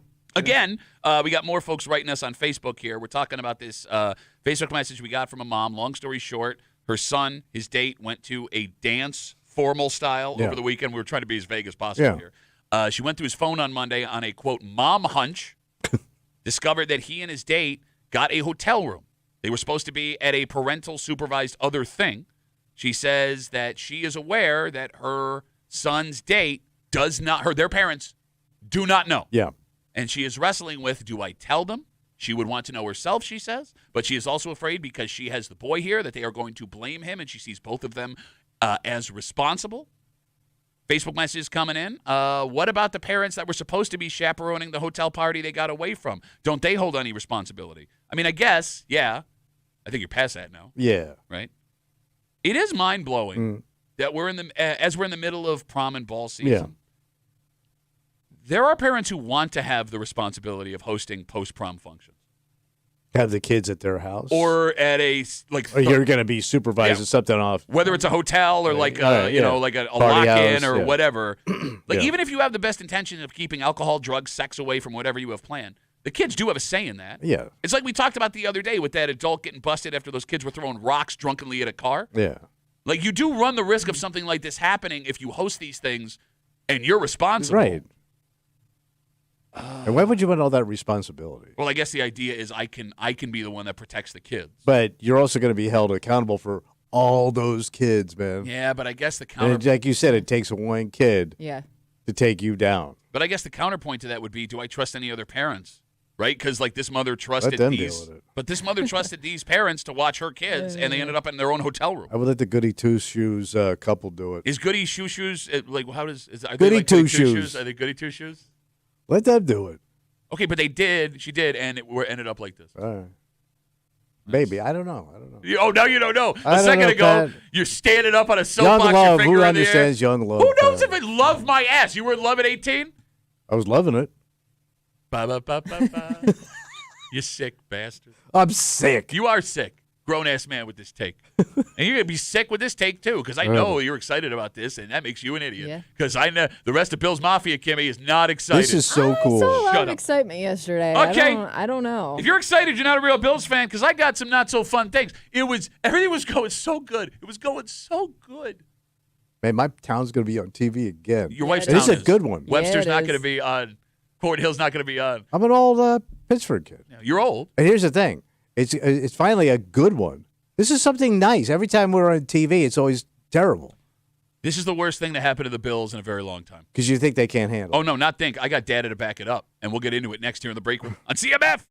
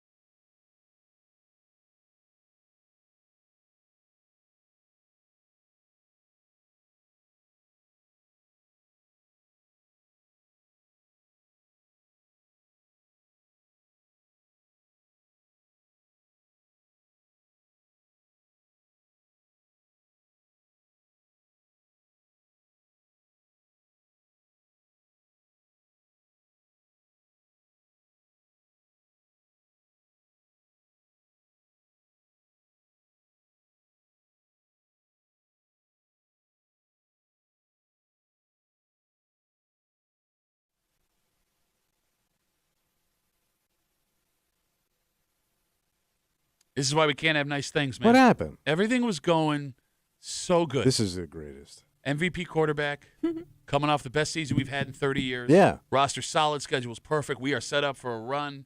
And then this news yesterday, which, if you are a Bills fan, should scare the hell out of you. Oh, for God's sakes, you're a bunch of pros. It's going to bother you. It's going to ruin the season. Shut up. Get out there and play ball. Yeah, go play ball. Don't do this. Don't look at us. Don't look at us. We want to play ball, but don't stare at us. Hey, too Kimmy, much. I seem to remember a guy sitting in here a couple weeks ago talking, you just go play the game. You don't need the distractions. You don't need the distractions. Don't buy into the distractions. You're hanging out in the break room. Rochester's Classic Rock 96.5. WCMF. We'll jump right into it. Go ahead. Yesterday, Yep. the NFL announced which team would be featured on Hard Knocks Training Camp Edition on HBO this year. DHBO. That's right. And the team selected was the Buffalo Bills. The Bills will be giving behind-the-scenes access to HBO cameras all summer long. They do a great job. While they're here at St. John Fisher. It's very entertaining. I love it. Okay, you go ahead and you try and sell me on why this is a good idea. Go ahead. What's the negative of promoting your team to the world? Mm-hmm. Oh yeah, because if the NFL needs to do something, it's promote. I mean, we But you eat get it up more though. behind. Yeah, we eat it up though. Yeah, you get more behind the scenes. It's not X's and O's. You see the personalities, Oh wow, the how they interact. personality is pretty cool. Wow, you didn't see the personality. But you see, you only hate it because you think it's going to hurt the team. Oh no, I know it's going to hurt the team. No, you don't. Tommy, being on Hard Knocks. Look what it did for the Jets. Being on Hard Knocks never goes well for the team that participates in it. You ready for some not so fun facts? Rex Ryan. We got the world got to fall in love with Rex Ryan on this show. Fact one. Let's go eat an effing snack. Fact one. But no team that has ever appeared on Hard Knocks has won a Super Bowl. well, that'll change. But they've also, like in the past, picked teams that weren't doing so hot. There have been 22 teams that have appeared on Hard Knocks. And none of them won a Super Bowl. None of them have won a Super Bowl. 8 of them have made the playoffs. And of those 8 teams that made the playoffs on Hard Knocks, only 3 of them won a playoff game. The most successful team in Hard Knocks history was the team you just mentioned. Rex Ryan's Jets in 2010. They made it and lost to an AFC champion. They made it to the AFC championship game and lost. So you think it will affect the entire season because there were cameras in your face? By the way, there's cameras all over that place all day. So why do you need this then? Why not? What's one more? And by the way, this one will actually help your team expand their fan base. Expand the fan base. Yeah. The Bills are the smallest market in the NFL and a top 3 team Hey, in never be popularity. satisfied where you're at, buddy. Let me say this again. Let me say it again. No team that has ever appeared on Hard Knocks has won a Super Bowl. 8 of the 22 have made the playoffs. It's cool seeing It's also cool seeing your city on television. You're not a Bills fan. I mean, we're good. Oh, Oh, you my like God, this? I've been to that place. You like Right. this? Listen, Like when they show you the aerial shots of the city. I don't love it for the stats that you just mentioned, but I'm gonna watch it and I'm gonna be super excited every time they show somewhere I've been. They're going to show Josh at Oak Hill for sure because he's a member now. So he's going to be out there playing. So he'll have the boys out there playing. Wow, golf. the boys We're playing gonna be golf. looking for everybody we know in the They're background. going to have them at the Pittsburgh You Dairy. hate all those people. It's Dan Fates. You hate all those people, including Dan Fates. Kimmy hates Dan Fates. I do They're not. going to go to the Pittsburgh Dairy because that's one of their breaks. They go for ice cream. It'll be funny. And you got these, by the way, you got some good personalities on this team now that are entertaining. That's going to be cool. I love how he thought he was going to name some of them. He blanked, so he couldn't. The 2 receivers. What's their names? Khalil? No. Yeah, Khalil. Yeah, he's a good kid. Yeah, remember Oh, him? Washington's a funny Remember guy. him in the Warriors, Khalil? And I love Jonesy. Uh-huh. All right. The phone number And Williams, he always delivers. The phone number is 252-WCMF, 252-9263. And I'm sure some of you listening may be asking why the Bills agreed to do this. And the short answer is they probably didn't. They made him do it. The NFL used to have a rule that teams that made the playoffs could pass on participating in Hard Knocks. They recently changed that. Now the NFL can force any team they want to on the show. And, of course, the first force comes to the Buffalo Bills. Yeah. This is a disaster. I hate it. And if I'm wrong, Are you tell gonna me watch? why. No, I'm not watching. You're not going to watch your favorite team on HBO? Not going to watch. A documentary. I'm not going to watch. I'm I'm not watching it. I'm going to give you a dime of my money. What if your big loud head is in the background of one of those. And it will be. I will let our listeners screenshot it and write insulting things and send it to me on social media. And That's what I will let them And it do. makes you look big time now, man. I mean, Bro, yeah. you sound like You're not such some a bad- I don't know how you're going to avoid watching it. Whether you love it, Not watching. watching it to love it, or watching it to hate it. It's going to be impossible. Every franchise that appears on Hard Knocks has embarrassing franchise-altering moments. For example, Jets general manager Joe Shane deciding to pass on paying Saquon Barkley while the owner is in his room saying, oh, I hope he doesn't sign with the Eagles, and then he signs with the Eagles and wins a Super Bowl. Yeah. All of this stuff with Aaron Rodgers and the Jets before he blew up the franchise. Antonio Cromartie trying to name all of his kids and struggling to do it. Chad Johnson getting arrested and cut the year he signed with the Dolphins. I could go That's on. great drama. It's great television. Great. Give it to somebody else. I don't want that. Oh, for God's I don't want it. Have It is some fun, This is man. a distraction for a GM and a coach that hates distractions in a season. Well, let's see what you got, that Coachy. was supposed to be the best shot you had in a while. You know, this coach says he's so good. Let's see what you got. When has he ever said he's so good? So they all think they're great. When has he ever said, I am so good? He's the opposite You don't of think that he was guy. in bed with his old lady? He goes, man, I'm so good at my job. That's baby." fine with that. Fine. You say it to your wife. Coachy boy over here knows how to tear it up. Coachy Don't you boy worry. can tear it up and say whatever he wants behind the closed doors. He's never said, I'm so good. If you can't handle this, man, you ain't going to the Super Bowl anyway. No team ever has. Don't look at me. I mean, Sean McDermott had to have had fought this Yes. until the end because Yes. this is not his MO at all. And by the way, they're not going to be talking to him too much. Boring ass. Well, I don't think he's going to give him much, to be honest. I'm telling you, it's a disaster. I am so excited, man. It's a I'm pretty disaster. Plus, I excited. can't wait to see him like around town doing stuff. Wow, around town, pretty cool. It's like Hollywood comes to the Pretty hills. cool. Ow, ow, ow. Folks reaching out to us again. We're talking about the Bills being selected to be on Hard Knocks this year. Bryant writes us on Instagram, Duffy on WCMF. You are so wrong about Hard Knocks. When Rochester is going to get national exposure like this, the Bills are too good to be affected by Hard Knocks, says famous last words. I just bought a boat called I'm going to Live Forever. I retire in a week, and I look forward to, oh, God, no! Oh, God, no! 252 WCMF. Let's talk to Mike. Hey, Mike, you're on CMF, buddy. What's up? Hey, just to remind you, Duff, that the Bills have never been on Hard Knocks, and they've never won a Super Bowl. Yes. I don't think this is anything to do with anything. It's just a coincidence that those 22 teams did not, because only one team a year wins the Super Bowl. Yes. And what's the odds of that team having been on Hard Knocks? So the odds are against them. All right, so Mike, here's why you're wrong. No, not to be a dick. Here's why you're wrong. Recently, Hard Knocks has. You are though. Here's No, you're wrong. Mike. Here's why Mike sucks.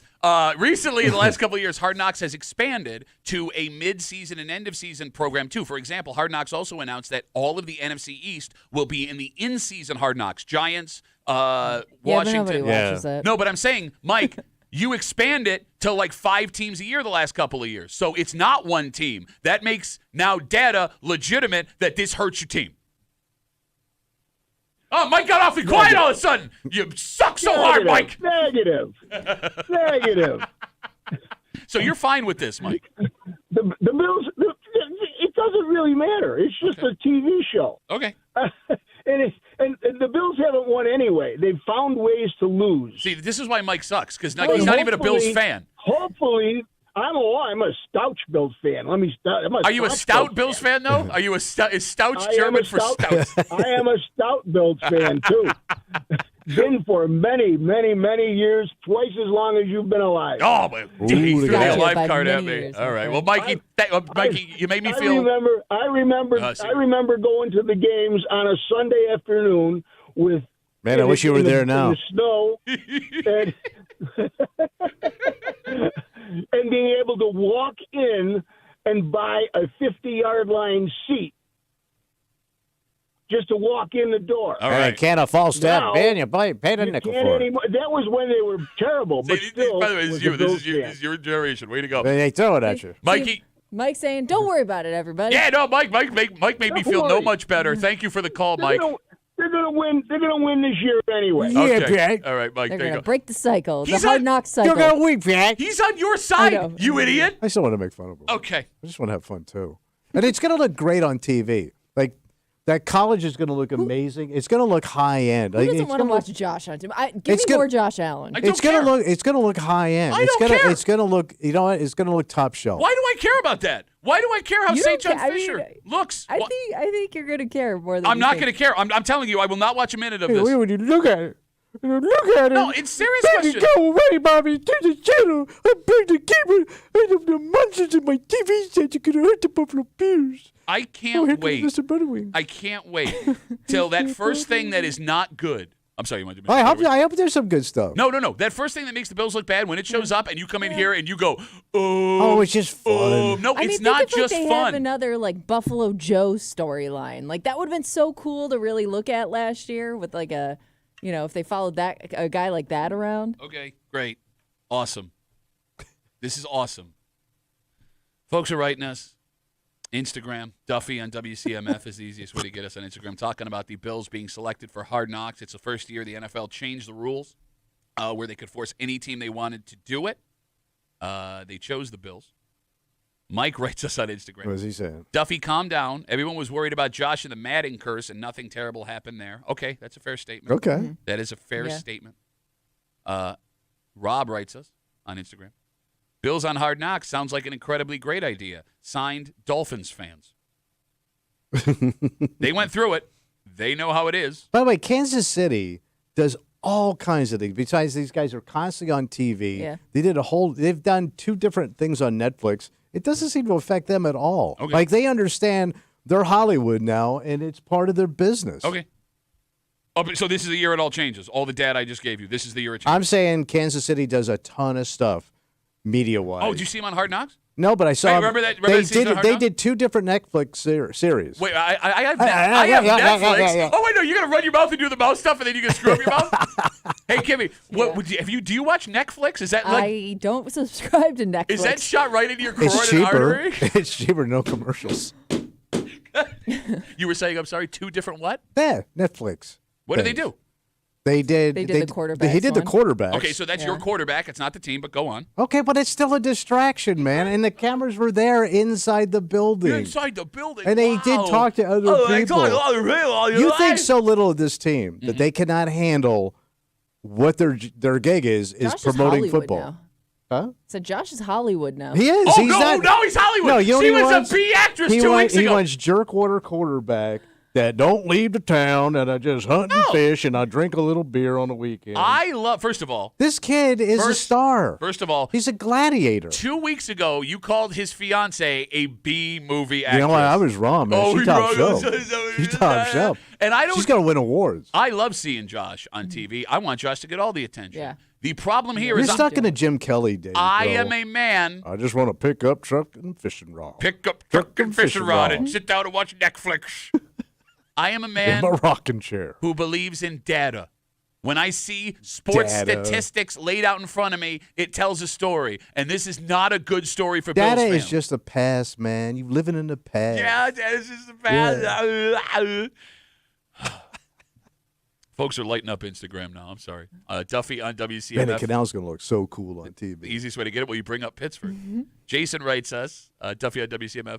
If you thought the Pittsburgh moms trying to get camp tickets were bad before, now they get a chance to be TV stars. How about that? This is now, because, Kimmy, you brought up last week. Yeah, how difficult it may be. Get your hands on some camp tickets this year. We found out that the Bills will host 2 of the most expensive ticket games in the NFL this season. Both the Ravens opener and the regular season finale, the last regular season game in the stadium, the average ticket is over $1,100. Kimmy made a great point that this will be the only way to affordably see them. Now you throw the TV in the mix. No kid that wants to be there is going to be able to get in. It's going to be all Thads and Tads and Brads from Pittsburgh. Their mom gets every ticket for every day.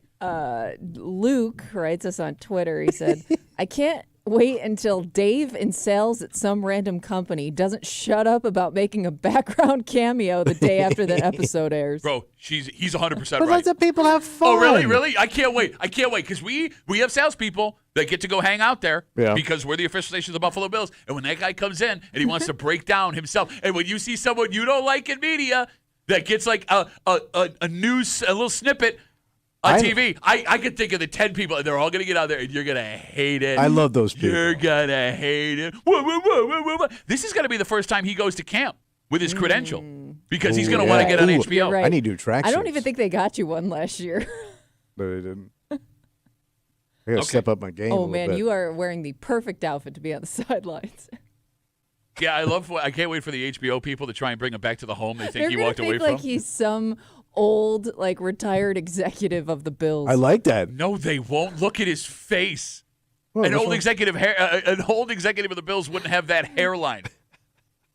All right, good. I'm glad you're excited. Yeah. I'm glad you're excited. Good things. I can't wait for the first story, like I said, where we all go, oh, and we get to talk about it the next day. Touchy about everything. It happens. Loosen up, every year. Every year. Nothing bad's gonna happen. It'd be fun. Maybe it's something a little silly. Okay, let's take a break. We've been fighting all morning about everything, and I think we're going to keep fighting here. What do you got now? Well, look, we got doctors. Like I said, I am a data kind of guy. Yeah. They're trying to figure out there are two types of people. Yeah. Folks that will shower when they get up and go to work. Yeah. And then folks that will shower the night before, go to bed, and then not shower in the morning. And forever there has been a debate about which one is healthier. Well, now we know. Oh. And we'll get into it next here in the break room. On WCMF.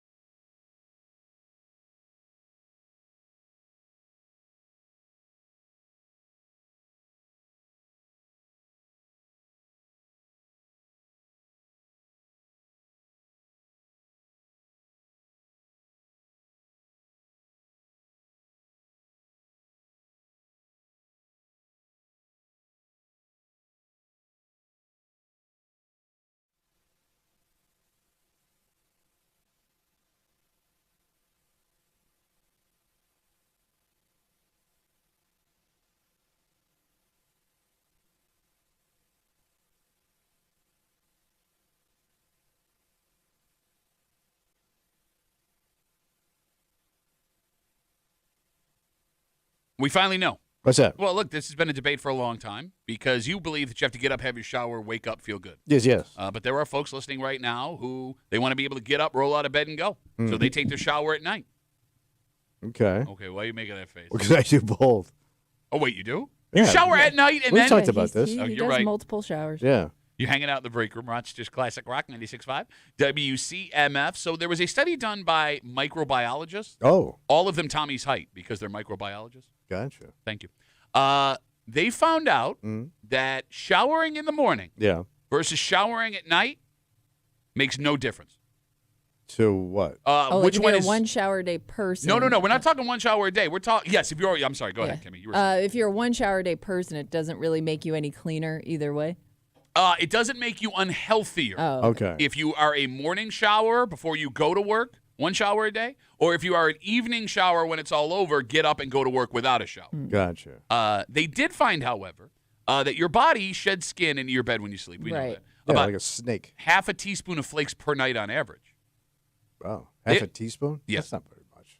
They also say starting your day with a shower will give you less odor-producing bacteria, which will help you smell fresher for longer during the day. Yet, health-wise, like how it affects your well-being, there is really no difference between the night shower and the morning shower. What about just loosening up in the morning, like after you've been stiff sleeping in bed all night?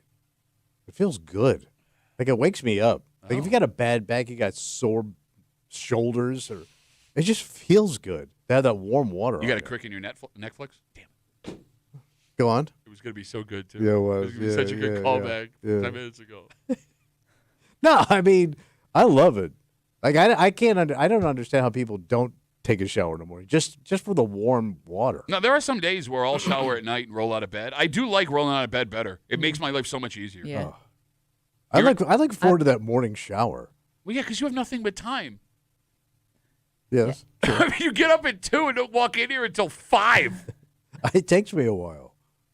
I'm a big shower before bed person. I like to be clean getting into my bed, shower off the day. I did find that when I shower in the morning, it actually makes me more tired because it's the warm water. I don't want to get out of the shower. It's not a great way for me to start my day. No, I did that this morning. The best way to do it is probably take a cooler shower to wake you up, but I can't do that. Well, yeah, it was a bit of a chilly morning, right? Yeah. So when I hit that shower, you're right. I do not want to fall leave asleep in there. That warm water. It's just so nice. And I'm literally I'm saying in my head, you got to get out of the Yeah. shower. Yeah. And my body's like, nope. You just stay in here. I mean, I do think for efficiency, the night shower is the better way. Okay. One thing they said, however, in this study, those microbiologists, that is non-negotiable. What's that?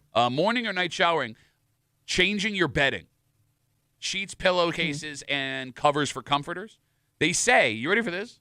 That you have to wash your bedding at least once a week. Oh yeah. But in the warmer months, twice a week. On account of you sweating more when you Right, sleep. and if you bang it a lot too, you got to get all that out, They bro. didn't say anything about banging. Well, you've got to take that into consideration. You're going to go long on your sheets after you've just been plowed. You can. I'm going to guess you're probably dirtying up more by sleeping in them. Yeah. Then plowing and squirting? Plowing and squirting. Squirting and a plowing. I'm ashamed of myself, too. I can sleep on sex stuff. I don't care. It doesn't bother me. No, but to let it linger in there, that's full of fungus. No, it's not. Bro, sex juice full of fungus. Your sweat from that activity is probably what's really making it gross. It's funky fungus. Can you Google And that is among us. Can you Google if batch produces fungus? Of course it does. It produces babies. You don't think it also produces fungus? What are you talking about? And the batch It's got meat in it, man. No, it doesn't have meat It's in got it. Sperm got meat. Sperm got meat. Yeah. Worst Arby's tagline ever. Sperm. It's got the meat. It's the other white meat. Okay. It's not meat, you idiot. It is. It's wiggling. It's alive. Are we really having this conversation? And that's in your sheets. It doesn't seem as though it's. And your white and the ladies' stuff gets in there too, bro. I don't think that stuff will cause mold. If you were to batch into the Bro, I smell some moldy stuff back in the south. Sperm son. itself does not produce fungus. What if it lingers? Can I back up to something? Can I back up? Because you just said You smelled some moldy batch back in the day? No. You literally That'd just be said. yours, I You hope. literally just said. No, I said the lady I've batch. smelled some moldy batch in the South back in the day. That was a quote. No, I out of was in your military school. Batch stained mouth. I was in military school. Okay. Many boy laid in batch. What are you, Native American now? Many batch soon come. Smoke if you got 'em.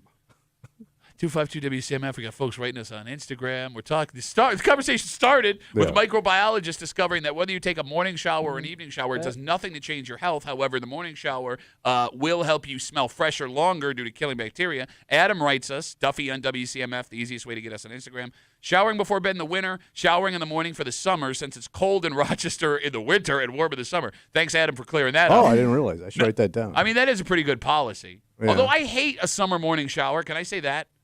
So whatever you want. If it's warmer, like I don't like the warm shower in the morning, but if I take a cold shower in the morning, I'm afraid my heart's going to stop with the cold shower. I'm serious. Oh. Well, you take a cooler shower. It has to be ice cold. I need it hot. Yeah. I'm with you.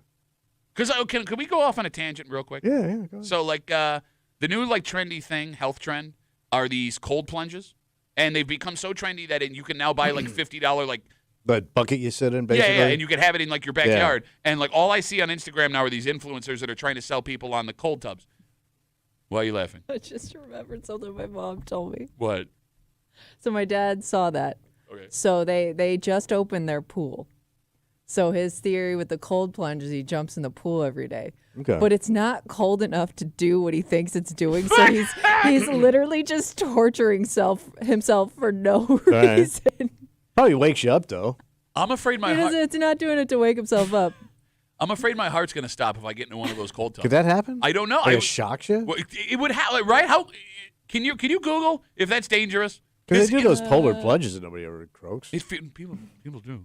Well, we've been doing it for years around here. What do you want to know? Are cold showers affecting No, the your cold heart? plunge. Can cold plunges give you a heart attack? But even with the cold plunges, you're running in cold weather into the cold water. Like this is like, hey, I'm hot, because like a lot of people say do it after you work out to lower your body temperature. Yeah. So you're going like super hot to like now I'm in an ice bath. All right. Because I tried to do one time, I made it to my thigh, and I was like, no. I can't get it does say water. you should talk to your doctor if you have pre-existing heart conditions. Okay. Do you? Yeah, remember 'cause all of the the sudden- things? Oh, yeah. Remember the implant in my chest, you stupid? The sudden immersion in cold water can cause a rapid increase in heart rate and blood pressure. It just seems like it's like something to do. Hey, I got to get up and do something that sucks. And like, I don't know, is there data that shows that it works? Like for what people are doing it for? Like what are they trying to do? Just cool their bodies down? It's not, I see circulation stuff. I see skin stuff. Well, I thought when it's warm, you have better circulation. I thought it was like after you work out, it's supposed to help heal you faster or something. Who the hell knows? I don't want to do it. Reduced inflammation. There it is. Muscle recovery. Eat some turmeric, huh? Go to the Indian restaurant. Take some Advil. No, that could hurt your liver over and over again. Yeah? Yeah. That's why they tell you can only take like 6 a day. Wait. Are you drinking and taking handfuls of Advil? Well, I'm on a lot of medication. Okay. You know, I got everything going on right now. And I know how honest you are with your doctor, so it's probably fine. Yeah. Yeah, I'm fine. All right, let's take a break. Okay. There is a big new cool West Side thing opening. And first of all, this... Oh, your mom? Yeah, that's an opening right there. Shut up. Kimmy. Lying down the street. This park, throughout the history of its park, has always been on the cutting edge of like the cool, hot, new, awesome stuff. They do a really good job with this. Oh, it's a park? It's a park. And if you live on the West Side, Greece, Hilton, Gates, odds are you've spent time at this park. Oh, yeah, if it's what I'm thinking of. Okay. So here's the thing. They opened this cool, really new thing that you see them in other towns, but I'm assuming because it's here, it's going to be one of the best. The problem is there can be confrontations. And whether you take this to the park or your kid to the park, you may be running the same risk of an awkward back and forth. Oh. I'll explain everything next here in the break room on CMF.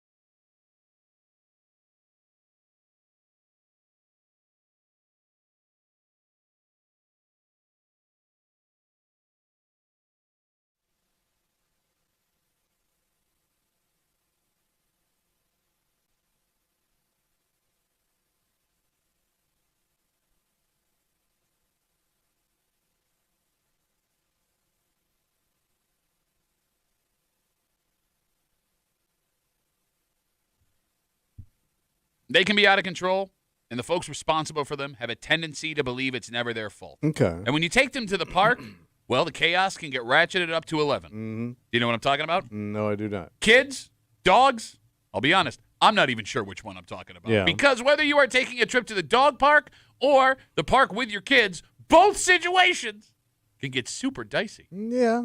You're hanging out in the break room, Rochester's Classic Rock, 96.5. WCMF. We'll jump right into it. Big news from the west side. What are you getting? Barkyard Barkyard opened last weekend at the Parma Town Park. So it's a dog park. You got it. It's a fully fenced, acre-wide dog park with dog-friendly obstacles.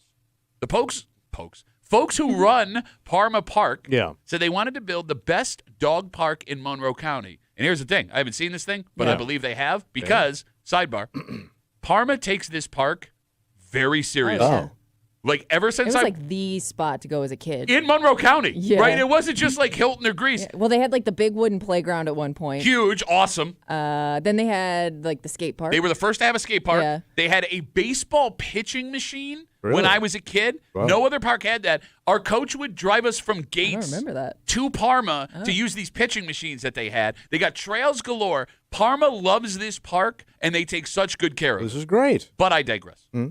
Tommy, have you ever been to a dog park before? Yeah. Okay. Give me a view. Yes, I have. Because you saw this story, and I get the impression that you've seen some awkward interactions in dog Well, parks. I know people that have some stories. Okay. Yeah. Yeah. Do you think there will be more adult confrontations between owners at the dog park, or will there be more parent confrontations between parents at the playground? No, it's going to be the dog park. Why do you say that? Because everybody thinks they have a good dog. Everybody thinks they have a good kid. Yeah, but like dogs, you can't control. Oh, not like kids? You take a dog off a leash, right? And everybody thinks their dog is friendly. Oh, he doesn't bite. He's sweet. And then all hell breaks loose. And if they don't have I've seen those ones in New York City where they separate the dog parks. Like there's a big dog park and then there's one for the little guys. That's usually how they are. Cobb's Hill has that, right? Yeah. I don't know if they have just all in one thing, but anytime you go, it's just pure chaos. Okay. So you think more fights between dog owners and parents? I would think. Kimmy, would you agree? I'm gonna say yes, only because when you're at the park and your kid's running around on the playground, you don't necessarily see everything, because your kid's running around. Sure. But when you're standing there, all the dog owners are standing there together most of the time, watching everything go down. Yes. So you could be shoulder to shoulder with that person. Okay. When an incident occurs. All right. The phone number is 252-WCMF, 252-9263. More confrontations at the dog park or at the kids' playground? Because I've never taken my dogs to a dog park. I haven't either. Okay. You just said you've been to a dog park. I have. I've seen them in New York City. Oh, but you've never taken the dog to a No, dog but park. you can watch them and you can see the chaos. Gotcha. I will say this. What's that? Most times I took my kids to a public park, like to the playground.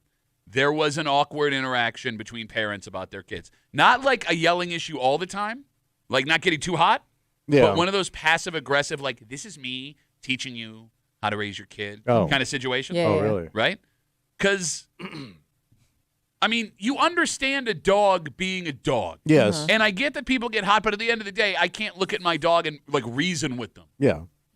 People, I think, get hotter when the kids act up and do something to their kid. There's definitely going to be a confrontation between parents and some awkwardness, but I'm going to say there's going to be more lawsuits involved with the dog park. Oh, well, yeah, because, okay, all right. So people will take the dog park arguments to another level. And don't forget, people now treat their dogs like they're kids. Yeah, I know a couple people like that. It's sick. They're sick people. You dress your dog up. She has Only on the holidays. She has color-coordinated toys. Well, because she's a girl. She doesn't know pink, blue. She don't know. But I know. Kimmy's doing photo shoots with her dog out in the yard this week. It looked really cute that day. Hey, Artie's next to a flower. Check him out, guys. All right, let me ask you this question. That's it. Who is more likely to take offense if they are told they are not raising their little one the right way? Parent or dog owner? Parent. Yeah, parent for sure. Yeah. Okay. I mean, I can argue I can't control my dog. He's a dog. But no one would say that. No dog owner would say, I can't control my dog. Well, no, you'd say, oh, he's usually not like this. That's what I mean. That's the difference. He's usually very friendly. But I think a dog person would go into defense mode knowing like there's some, their dog did something bad. Whereas a parent, I don't even know if they see their kid is doing something bad. Okay, I think it's closer than you think. What's that? Well, we've seen parents have a hard time accepting being criticized. Oh, yeah. But if there is one group of people that may be worse, I think it is dog owners. Oh, yeah. You will watch a dog bite someone, and then the owner will explain, well, you shouldn't have done that thing where my dog bit you. You were too loud. You moved too fast. Yes, exactly. Like, no, your dog just bit me. Yes. Not to mention, it does seem easier for things to get out of control faster at a dog park. Oh, sure. Like, if there's a kid being a monster at the playground, there isn't a threat that kid's going to pin my kid down and keep biting them in the neck. Yes. Little ones could play rough, but like a skin knee, bump on the forehead, I mean, some dogs have to get pulled off each other. You go there like on a Saturday, it's going to be packed full of dogs, right? So you're not even going to be able to control your dog because your dog could be like, 100 feet away with 7 other dogs, dicking around. Well, that's the point of the dog park. Right. Right? Other dogs. Yes. 252 WCMF, we're talking about Parma. They just opened up in their big-ass, awesome park, the Barkyard. It's an acre-wide dog park with dog-friendly obstacles, and they said they wanted to have the best dog park in Monroe County. And Kimmy had asked off mic the other day, do you think that there are more are there more parent fights at kids' playgrounds or dog owner fights at dog parks? Alex is on CMF. Hey, Alex, how are you? Hey, I'm good. What up? So it's 100% parents over dogs. Why is that? Because when you go to a dog park, like you said earlier, all the dog owners are standing shoulder to shoulder watching everything go down. So when one dog does something, then it's like, oh, everybody saw it, and, we expect it being at a dog park. But when you think about when parents go to the park, you got small groups of kids, small groups of parents. You're not really visibly watching your kid all the time because they're up in the tall tower and behind the pirate ship and all that crap, So when stuff happens, you hear a scream, your head turns, you have to go, what happened to a 4-year-old? Okay, good point. And get their take on it. All right, Alex, are you a dog owner and a parent? Yes, I am. Have you 4 kids? Okay. 3 dogs. Wow. So have you been to the dog park with your dogs? I go to the dog park in Manchester all the time, and I used to go to the one in Canandaigua. Okay. All right, let me ask you this. Do you get more anxiety bringing your kids to the playground or your dogs to the dog park? I'll tell you this. I've never had to worry about somebody stealing my dog from the dog park. Oh, ugly dogs, though. Oh, yeah. Yeah, you know what I mean? Good-looking kids, ugly dogs. Good problem to have. Alex, thanks for the call, buddy. Have a good rest of the day. You too. By the way, do you not have to worry about someone stealing your dog from the dog park? Yeah, they could. Right. Yeah, I guess it is a possibility. An expensive dog gets snatched. We have seen, but I guess you're usually right there. So I don't know. Okay, can you walk me through this? Because you're explaining. You've said it, and Alex just said it. That every dog owner is standing shoulder to shoulder watching the dogs. I think you have to be in there with your dog. But it's still weird that everyone is focused on the dog. Like, I would think letting my dog go to the dog park, that gives me a chance to, relax, read something on my phone, bring a magazine. You could. I don't know. Is that the culture is to stand and just watch my dog play? Yeah. Usually it's a ring of people around them just watching them. You're supposed to kind of keep your eye on things. Explain that to me. And you got to pick up if he that drops too. a deuce. Okay. Yeah. All right. Because that's a lot of deuces. But what's the point of taking the dog to the dog park if I'm just going to intently you stare? don't, you don't have a yard. Fenced-in area. Yeah. Got it. That's it. Go for a walk. I don't see what the difference is. Really. Well, because he runs free. Free running. Play some catch. Yeah, they socialize, sniff some ass. Yeah, and you're out of there. To Alex's point, I didn't even think about your kid trying to explain to you sniffing an ass, something that happened, and how your mind could run wild, and that usually could lead to a confrontation, even if it was over nothing. All right, let me ask this question. What's up? 252 WCMF 252-9263. Which is more likely to overreact if their little one is messed with, the dog owner or the parent of a child? Who's going to overreact if something happens to their little one? Well, probably the kid, I hope. The parent you think is going to overreact? Especially if it results in some hope. type of injury. Okay, I think this is tighter than you guys believe. No, I'm with you. Again, I think a dog owner is more likely to sue the other person involved. Okay, so that would be an overreaction. But the dog also can cause more injury. All right. In both the dog and the kid case, the size of what you brought to the park dictates how everyone thinks you should be treated. Okay, like you bring a big old dog. Well, look, if you bring a big kid, it's fine to roughhouse a little with another big kid. Same with a big dog, like we talked about. They slow them up, right? Parents with smaller kids for their age seem to be very, what's the word I'm looking for? Cautious? Overprotective? Maybe. Okay. Like, keep your lumbering kid away from my child, right? And as a former lumbering kid, there were several times where I accidentally hurt kids just playing. Yeah. You know what I mean? I didn't intentionally try and hurt them. Because you're big. You got knocked down.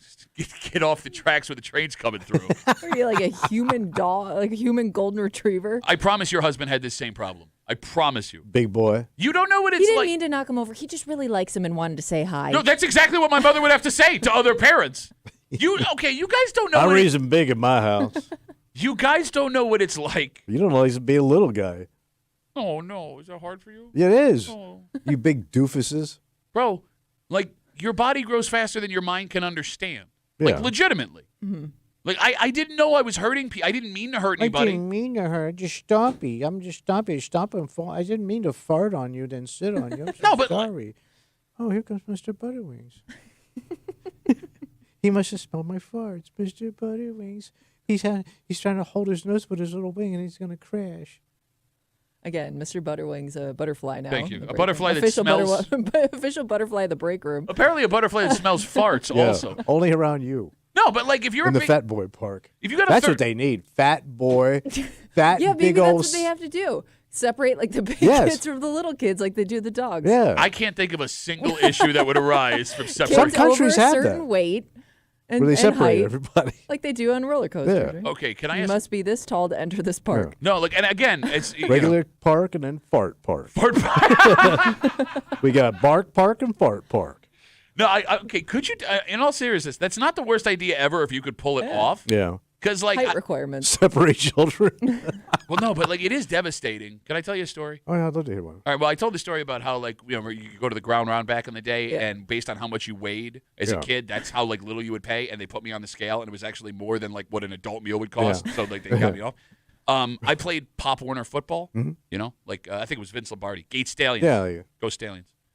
And they have a weight limit to protect the kids. Oh, all right. At least they did. So you had to weigh under X amount to be allowed to play. Yeah. And they would weigh you on a weekly basis. So there was. It's like Weight Watchers. It really was. So there's the C squad for the little kids, the B squad for the middle kids, the A squad for the older kids.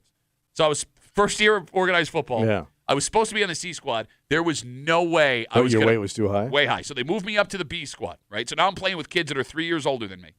Even there, every week, I was right on the line. How much did you weigh? At that point, I want to say it was 120. I Okay. remember that number sticking out in my head. But you're how old? 5th grade? So you were 10? 4th grade? Probably 4th grade? All right. Yeah, somewhere around All there. right, 9, 10. So every week, Yeah. they would line everybody up, both teams, and put you on a scale Yeah. in front of a coach from your team and a coach from the other team, Oh. right? And if you weighed over that amount, Oh, yeah. you couldn't play. It's like a game show. Here's the thing. They would negotiate fat kids. Oh. Like Trade. yes. Like if I was To like balance it out? Yeah, a pound or two over, and they had another kid that was a pound or two over, they'd be like, okay, well, he's heavy and he's heavy, so they could both play. Okay. Also, there were times I remember like weighing in and I'm like 2 pounds over, and they would make me keep taking stuff off. Like to the point where I got down to like my underpants. Oh, In the shed in Lions Park in Gates. A fat kid in his underwear on a scale. I'm telling you, man. Like, I get why they did it. That's more humiliating how you I go into the know, I Marine know. Corps. I get why they did it. I get the safety part of it. But the anxiety as a 4th, 5th The grade kid. body shaming. It was terrible because, like, I would think about it from, like, Thursday until Sunday Yeah. when we played. And then being in that line, like, I would have this pit in my stomach because I just wanted to play football. It was more than the pit in that stomach, son. Weighed in every time, though. Never got held out. All right. That's right, because a lot of fat kids on the other team got traded. Do they still do that? I hope not. That's terrible to do to kids. Jesus Christ. Well, you just wanted to split up the kids at the park. I Fart mean, I park. guess you're doing it for kids' safety, so maybe It's they so did it you- longer than they should have. Man, kids with all these eating problems, that you're going to do this to them? I mean, this happened in like 1995, so like I get why you wouldn't have understood back then. Okay, but now you cannot do it. I know. How else? You would be sued. God, it was terrible. It was so Yeah, that's bad. pretty awful. Like just and like I'd have my shirt like if we're getting down to it, Yeah. like my shirt is off. I'm in my underpants. My big old boy bosoms are like, Yeah. oh, okay. Still got my cleats on for some reason. All right, let's take a break. I'm sorry. I'm going to go deal with that trauma. Very sad. We got a problem here in Rochester. What happened? It's a problem with varmint. Varmint? And, like, varmint you normally only hear as a problem in, like, bigger cities. In fact, it's so bad. How bad is it? That there are people claiming when they go to the like stores to get stuff to help with this, it's all sold out. Oh, really? We'll get into it next here in the break room. Let's WCMF.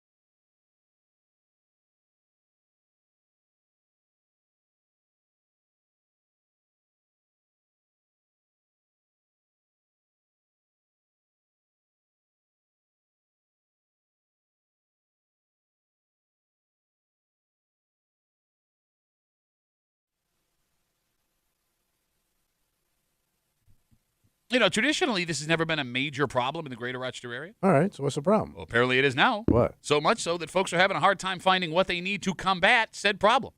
And the issue with this particular situation, past how freaked out you'd be if you see these, most people think they can handle it themselves, which could be contributing to the problem getting worse and worse. Oh. You're hanging out in the break room, Rochester's Classic Rock, 96.5, WCMF, couple of things. We still have more Back to the Future tickets at the Auditorium Theater to get you. We're going to do those in the 9 o'clock hour, so sit tight if you want those. Tickets are on sale right now at Ticketmaster.com. Also, if you have not yet, you should log on to the Odyssey app. Oh, yeah? Well, it goes on there. Well, WCMF.com, YouTube, and Twitch. That's where you can log on to see a Tommy Tracksuit Thursday. Ooh. Very comfy. The Break Room WCMF on YouTube and Twitch. Check it out. Enjoy a man sitting with his legs uncomfortably crossed while holding his wrist with his other hand. What's wrong with that? You look like what a human. You look like you were built as a robot. They're like, sit like a human, and that's what a robot thought a human sits It's like I'm like. posing for a portrait. It does kind of look like that, actually. Yeah. All that and more. The Break Room WCMF on YouTube and Twitch. We in Rochester What we got? have a rat problem.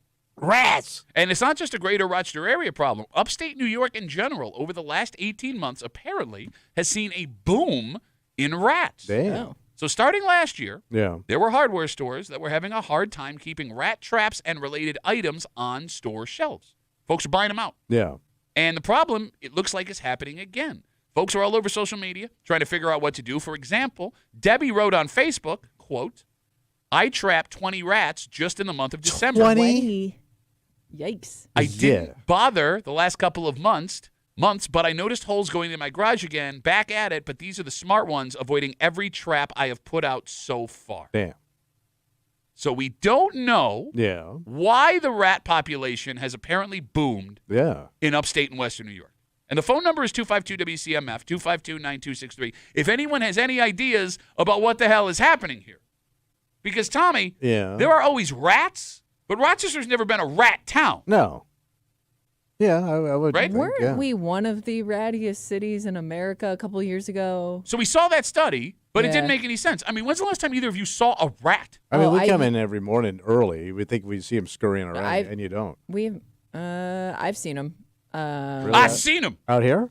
Seen them. When we were living in apartments and like walking our dog at night, I would see sometimes rats crossing the road. Well, but your apartment had a bunch of restaurants underneath. Well, it wasn't so much. It was kind of like the whole area. Like it wasn't Rat even town. just like Right next to near Dutch Town. our building. And I guess there are a lot of restaurants in the area, so maybe that would make sense. But I was surprised at how often you'd see them. I always assumed that because the greater Rochester area was so unique with the nature mixed in with the city, that we had animals that would either eat them or keep them away. Yeah, that's a good point. Right? Yeah. So what the hell happened? I don't know. We got to poison these bastards. Well, no, let's not. Hold on. That's how you get rid of them. No, that's one way. That's the permanent way. Okay, but let's not encourage people who have no experience with this to go out and buy rat poison. Read the directions. Thank you for that. Good call. No, like think of the average guy you know. Yeah. And I'm looking at you. Yeah. And if I put rat poison in your hand, I would be horrified about what happened. Look at what happened to your face the last time you used it. Got rat poison face. The big problem with rats is exactly what you are bringing up here. Folks want to handle it themselves. You got to call it an exterminator. Okay, right? But exterminators are expensive. Super expensive. Okay. If you've never used rat traps, are they easy to operate? You should do the little snapping ones? Well, there's the snapping ones. There's the glue ones. Yeah. Are those effective? I know people have used those glue ones, and the rats, if they're big enough, literally walk right through it. It trapped my wife a couple of years ago. She thought we had a mouse. She laid out glue traps. She trapped herself in a glue trap and couldn't get out. Oh. It was a very embarrassing moment. And yeah, I would say so. She asked for my help, and I just videotaped her from up the stairs. It's also pretty cruel. To my wife or the rats? Both. Okay. Yeah. Well, I mean. Wait, you want to humanitarily? Well, that's why I like the poison. It works. It operates differently than the snap and trap or the glue. Okay. You're not a rat, so how do we know which one the rat would prefer? Well, they die from blood clots. The poison. It just gives them blood clots. They have a heart attack and die. Okay. Well, I could be wrong, but isn't the poison also dangerous for the animals that feed on the rats? Yeah. Like the birds and stuff. Yeah, I didn't want to include Well, that. I don't know. It's a blood clot, so I think once it gets into the blood, it's done. How long does it take for him to die, though? Way better than a goddamn dying in Glue Town. No, but to Kimmy's... I'm stuck. But to how about that damn rod that comes down and crushes your None ass? of it's fun, but I'm saying to Kimmy's point, if it takes 2 or 3 hours, a day or two Yeah, for the not rat long. poison to kill him, she's right. Something could eat that rat, and now it's got strychnine or whatever it is. Because I use the traps outside. All right. Like those black ones you see outside, I got them in the yard for the mice and stuff. 252 WCMF. Apparently, Rochester now has a rat problem. Let's talk to Tom. Hold on. Tom, you're on CMF, buddy. What's up? Kimmy, can I get the phones? I'm sorry, Tom. My fault. Go ahead. Are we talking mice or rats? Because we have mice and stuff, those little ones, and we had an exterminator out last year, and they put a lot of those little traps out, and they put little raisins in. Instead of cheese, they put raisins in them, and we caught like about a dozen of them in about a week. And then they put a couple of those bait stations out, and then we plugged up the holes in the foundation with putty and that and seal wool and seemed to solve the problem. But yeah, we had a bunch of little field mice and stuff, but no big rats. But I live in Chili, but it's that's it. I don't know. Go ahead. Thanks, Tom. Thank you. Thank you for the call, buddy. Yeah, you got a rat problem. You're talking mice? Let me tell you about mice, though. You gotta get yourself some good raisins. You gotta get the California raisins out there. Get that lady. Plug them holes. What are you doing with the raisins? What are you talking about? We got about a dozen of them out there. All right, let's talk to Cody. He's on CMF. Hey, Cody, what's your raisin story? Hey, I don't got too many raisin stories, but I do work in the pest control field here in Rochester, so I got a couple things to kind of give some information on if you guys want. Can't wait. So a couple things on why the rodent population is popping off so much. A, our winters being so much more mild lately, it allows the rodents to survive the winter and be able to breed more efficiently and more effectively. Banging rats. So, yeah, basically. You can hear them howling and at then, night. What's that sound like? Why do they sound like you? Well, here's why. Cody, if you give me 1 second. Alicia writes us on Instagram, Duffy on WCMF, the easiest way to get us. I don't think Tommy is a robot. I think Tommy has a rat hidden in that tracksuit that's controlling him like Ratatouille. Go on, Cody. I'm sorry, buddy. So they're breeding more efficiently, and also we got a lot of abandoned buildings in the city that are great homes and harboring areas for them. And then you add in our fact that our garbage and sanitation in the city isn't great. You got a lot of alleyways that are full of trash, a lot of restaurants that have alleys backing up to housing where there's garbage, oil storage, and all that kind of stuff in there. We got Cody, oily, horny rats. So Cody, you have seen more rats in the greater Rochester area the last 2-3 seasons. Oh, absolutely. There's been a huge huge raise in the last. You should have said spike. You shouldn't have switched the word. You stick with it, Cody. You stick with that word. Thank you for the call, man. Have a good rest of the day. Yeah. See, that's what happens with your mouth when you work around rat poison all day. So, I mean, we're getting a ton of folks writing us saying that they've been dealing with rats. Oh. Noodly, Noodley, Noodley, right, 15 exclamation points. It's a lady. She says, I moved here from Syracuse a little more than a year ago. I have been shocked with how many rats there are. Oh. How about that? The last thing you want in your life are rats. Yeah. Right? Not just because of the potential disease, damage to where you live, but the food that they can ruin that you have. Mm-hmm. If you are in a relationship in your life and the lady finds out there are rats all over the place, nothing else in life matters. True. Right? Yeah.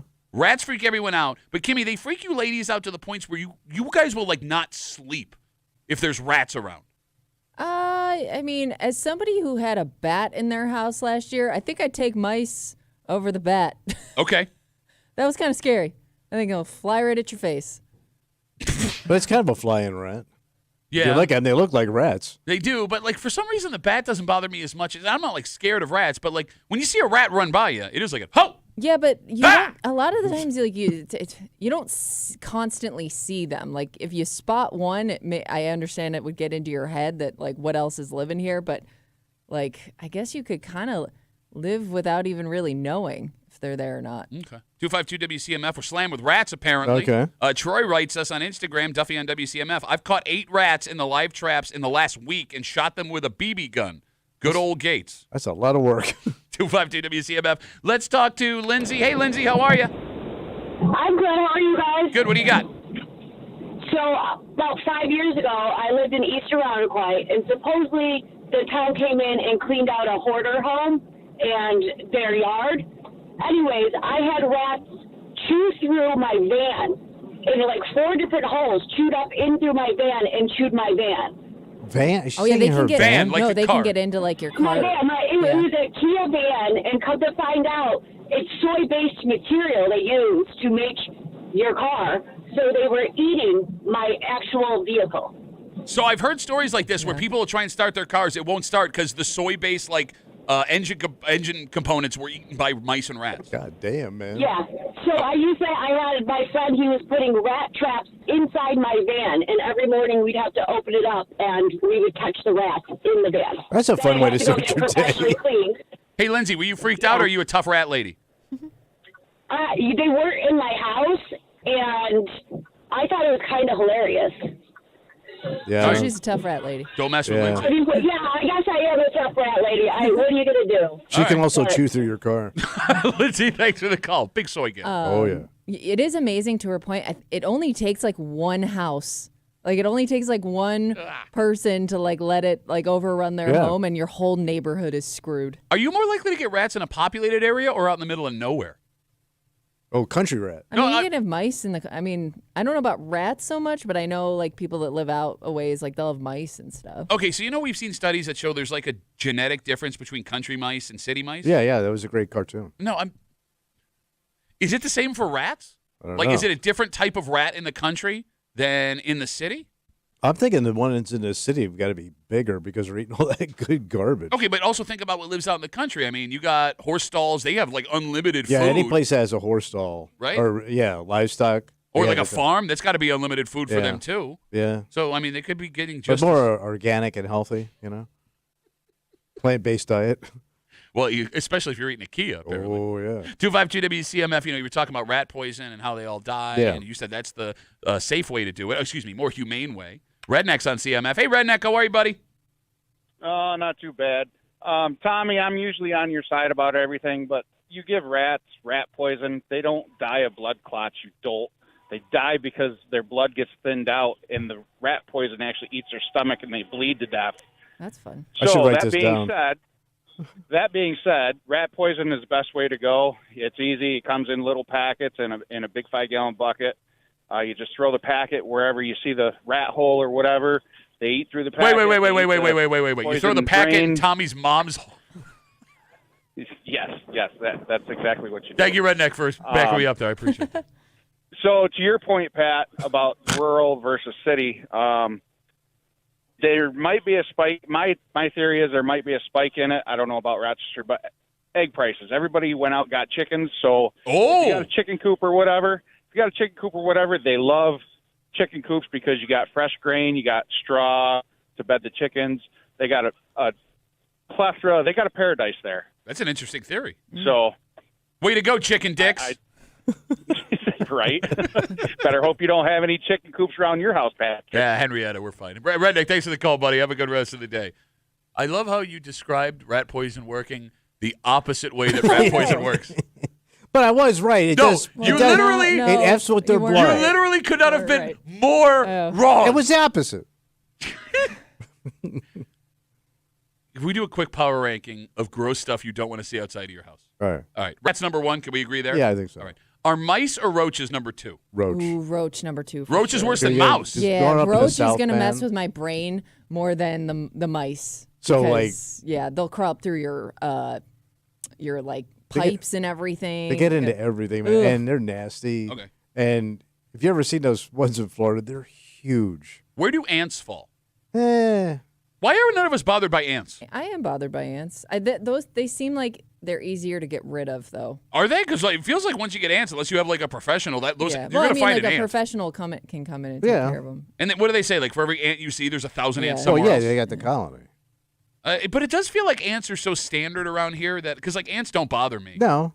Like I've jumped at a mouse. I've been grossed out by a roach. I've never been like freaked out by a whole bunch They're of more ants. annoying than anything. Yeah. All right, everybody on hold, I'm really sorry. I would love to hear your rat stories. A lot of rat stories. Oh, we got to take a break. The NFL owners' meetings are this week, the Yeah. spring owners' meetings, and they're getting a lot done. We talked about yesterday how the NFL is going to allow Olympic players, or excuse me, Yes. NFL players in the Olympics. But the big day for the owners came at their meeting yesterday afternoon because there is a play that has been wildly successful for one team specifically, but for the Bills as well. And there was a proposition to get rid of it. And surprisingly, we know where the Bills fell on this. Okay. We'll get into it next here in the break room on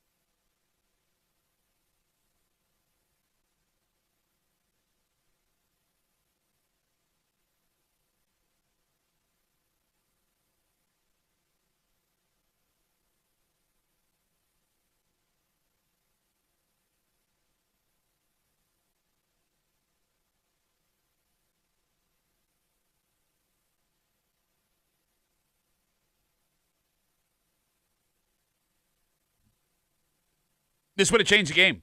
Really? Straight up. I mean, if you're not allowed to do this anymore, there are offenses that are all of a sudden panicking. And here's the thing. It was dangerously close to happening. Oh. But a team that we know very well that benefited from this play a ton last year, I think made a surprising decision. Oh. You're hanging out in the break room, Rochester's Classic Rock 96.5, WCMF. The two big NFL stories from yesterday, one we talked about earlier. The Bills will be appearing on Hard Knocks on HBO this year. Mm-hmm. Sucks and it's stupid. Go on. You're stupid because you love it. I'm excited. And you suck. But the other big news yesterday, everyone is familiar with the tush push. Yeah. The play that the Eagles made famous. You get the quarterback up under the center. You have both running backs behind him pushing as hard as he can to gain a yard. It seemed almost unstoppable when the Eagles started doing it. Well, NFL teams, some of them, did not like this. Yeah. And they said that it did not belong in the NFL. One, it wasn't entertaining. Two, it was dangerous for the players involved. Oh. So the Green Bay Packers, as you are allowed to do as an NFL franchise, proposed a new rule that would have eliminated the tush push in the NFL. No tush. Well, it would have No made pushing of the tush. pushing of any kind, Kimmy. The new rule would have made pushing or pulling any player with the ball to advance them a penalty. To change a rule in the NFL, you need 2/3 of the franchises to agree to it. Oh, it's like the Senate. You got it. So they needed 24 votes to ban the tush push yesterday. And this got so intense that the Eagles sent former center Jason Kelsey to the owners' meetings to talk to other teams' representatives to try to convince them to keep the play. So he's lobbying. Yes. All right. And charming guy. It was close. Yeah. The owners voted yesterday. Now, keep in mind, they needed 24 votes to ban it. Yeah. They got 22. Ooh, damn. So the tush push lives on, but only 2 votes away from being banned forever. Wow. Damn. Here's where it gets weird. What? The Eagles are known for this, but your Buffalo Bills also had amazing success with what we are calling the Josh Mosh. Some game-changing moments for sure. Yeah, hell, they got a first down in the AFC Championship game with it, and the refs were like, nah, it was too good. We're not going to give it to you. The Bills voted to ban it. Why? Is it McDermott? Yeah. So do they feel like they would lose out more by having it than benefiting from it? All right, so I mean, having a big quarterback like that, you think it'd help you. it was unstoppable with Josh. Like they did amazing with it last year. The teams that voted to keep it: Eagles, Ravens, Browns, Lions, Jags, Dolphins, Patriots, Saints, Jets, and Titans. The Bills were not one. Wow. Yeah, that doesn't make any sense to me. So there is a little bit of context here. McDermott was asked at the last owners' meetings a couple months ago if he was in favor of keeping it, and I'm paraphrasing, but he did say that he was worried about the safety of the players. Does he also think it's a sin? Like he would have to go to mass and, say, "Forgive me, Father, I have tush pushed this week." He said he was worried about player safety. The way that who's gotten hurt from it? So the concern is, 1, head-on-head contact. Yeah. 2, the way that The big bodies old contort pile-on. in that big pile. Right. And 3, you could have a literal ton of humans laying on But top you of one kind of get person. that anyway when you get these goal line stands. Even without it, you get that pile of guys. Yeah. Yes, but the problem is you are driving Nobody's a human shoving, body yeah. into all of this chaos. I mean, It's kind of like a rugby move to it. it is, and that's why some teams hate it. Yeah. But here's the thing. On one hand, if McDermott and the Bills voted against it because they are concerned about the safety of their players, that's a pretty genuine move where you've had success with this, yet you're worried about your Yeah, players. you could just not do it. Thank you, right? That's you. I mean, it's your Oh, yeah. choice, I guess, to put your players in that position. No, the NFL didn't say when you're on the goal line, you must do the tush push. Mandatory tush. So I Yeah. don't understand it. I don't either. Yeah. And 'Cause, yeah, right. If that was the concern, you wouldn't have been doing it this whole time. And I guess, does that mean we're going to see less Josh Mosh in the upcoming Bills season? How don't could you see when why. it's on the line like that? It's that close. Right. I think it's worked for you. And Yeah. you have a giant quarterback. Yeah, but I think you can make the argument Josh could get it without it. Whereas Jalen Hurts, where the Eagles made this famous, he's too tiny to be able to get through that line by But then you himself. got Josh jumping over the top and doing all that stuff. Well, it also looks really Yeah. dangerous when Yeah. you're that exposed. Yeah. I mean, I guess the question is, what's more dangerous? Is it Josh having literal tons of men pushing on him from each side and up, or is it Josh jumping over the Flying top? through the Didn't he hurt air his and hand jumping over the top? Yeah, well, that was opening day. But he jumped over the Yeah. top and hurt his wrist. But that was in a wide open field. Oh. I mean, yes, you're right. Yes, every play in the NFL can cause an injury. I guess I would love to see some kind of statistics, injuries on a tush push Josh Mosh versus injuries of a quarterback jumping over the top. Because you're right. It would just take a linebacker's helmet to hit his hand the wrong way, and he shatters his hand. And you're so exposed jumping up like that. So you want to keep the tush push? Yeah. It's fun to watch. I'm always pro tush. You're the one person who said it's fun to watch. Everyone thinks it sucks. It takes excitement out of the game. No, it's just like, you're right there, and you get your points. Kimmy, are you pro tush push? I mean, I think it's worked for the Bills more than any team in the NFL, in my opinion. Okay. So I don't see why you'd want to get rid of it. Even if you use it less, it's still a good option for you. I do find it weird, like when leagues vote to try and ban plays. Like, just find a way to stop it. Mm-hmm. There is a way. Someone will come up with a way to stop this. Yeah. Like, with baseball, they banned the infield shift a couple years ago. Okay. Just beat it. All right. Find a way to beat it. Mm-hmm. All right. How do you stop, like, a pile of weight coming at you? You put bigger. You got to put your weight there. You put bigger players on the defensive line, but that also stack it all up. But it also opens up the game for it to be faster other places. Like that's what I mean. Like the game just keeps evolving. All right. You can't just ban stuff you don't like. That's communism. Yes. Yeah. So do it for America. Tush Push and Josh Mosh for America. All right. Speaking of America, there is something that the overwhelming majority of Americans agree would be better for this country. Oh. Like it's one of the few polls where bipartisan, no matter where you fall politically, people believe, yes, this would help our country a ton.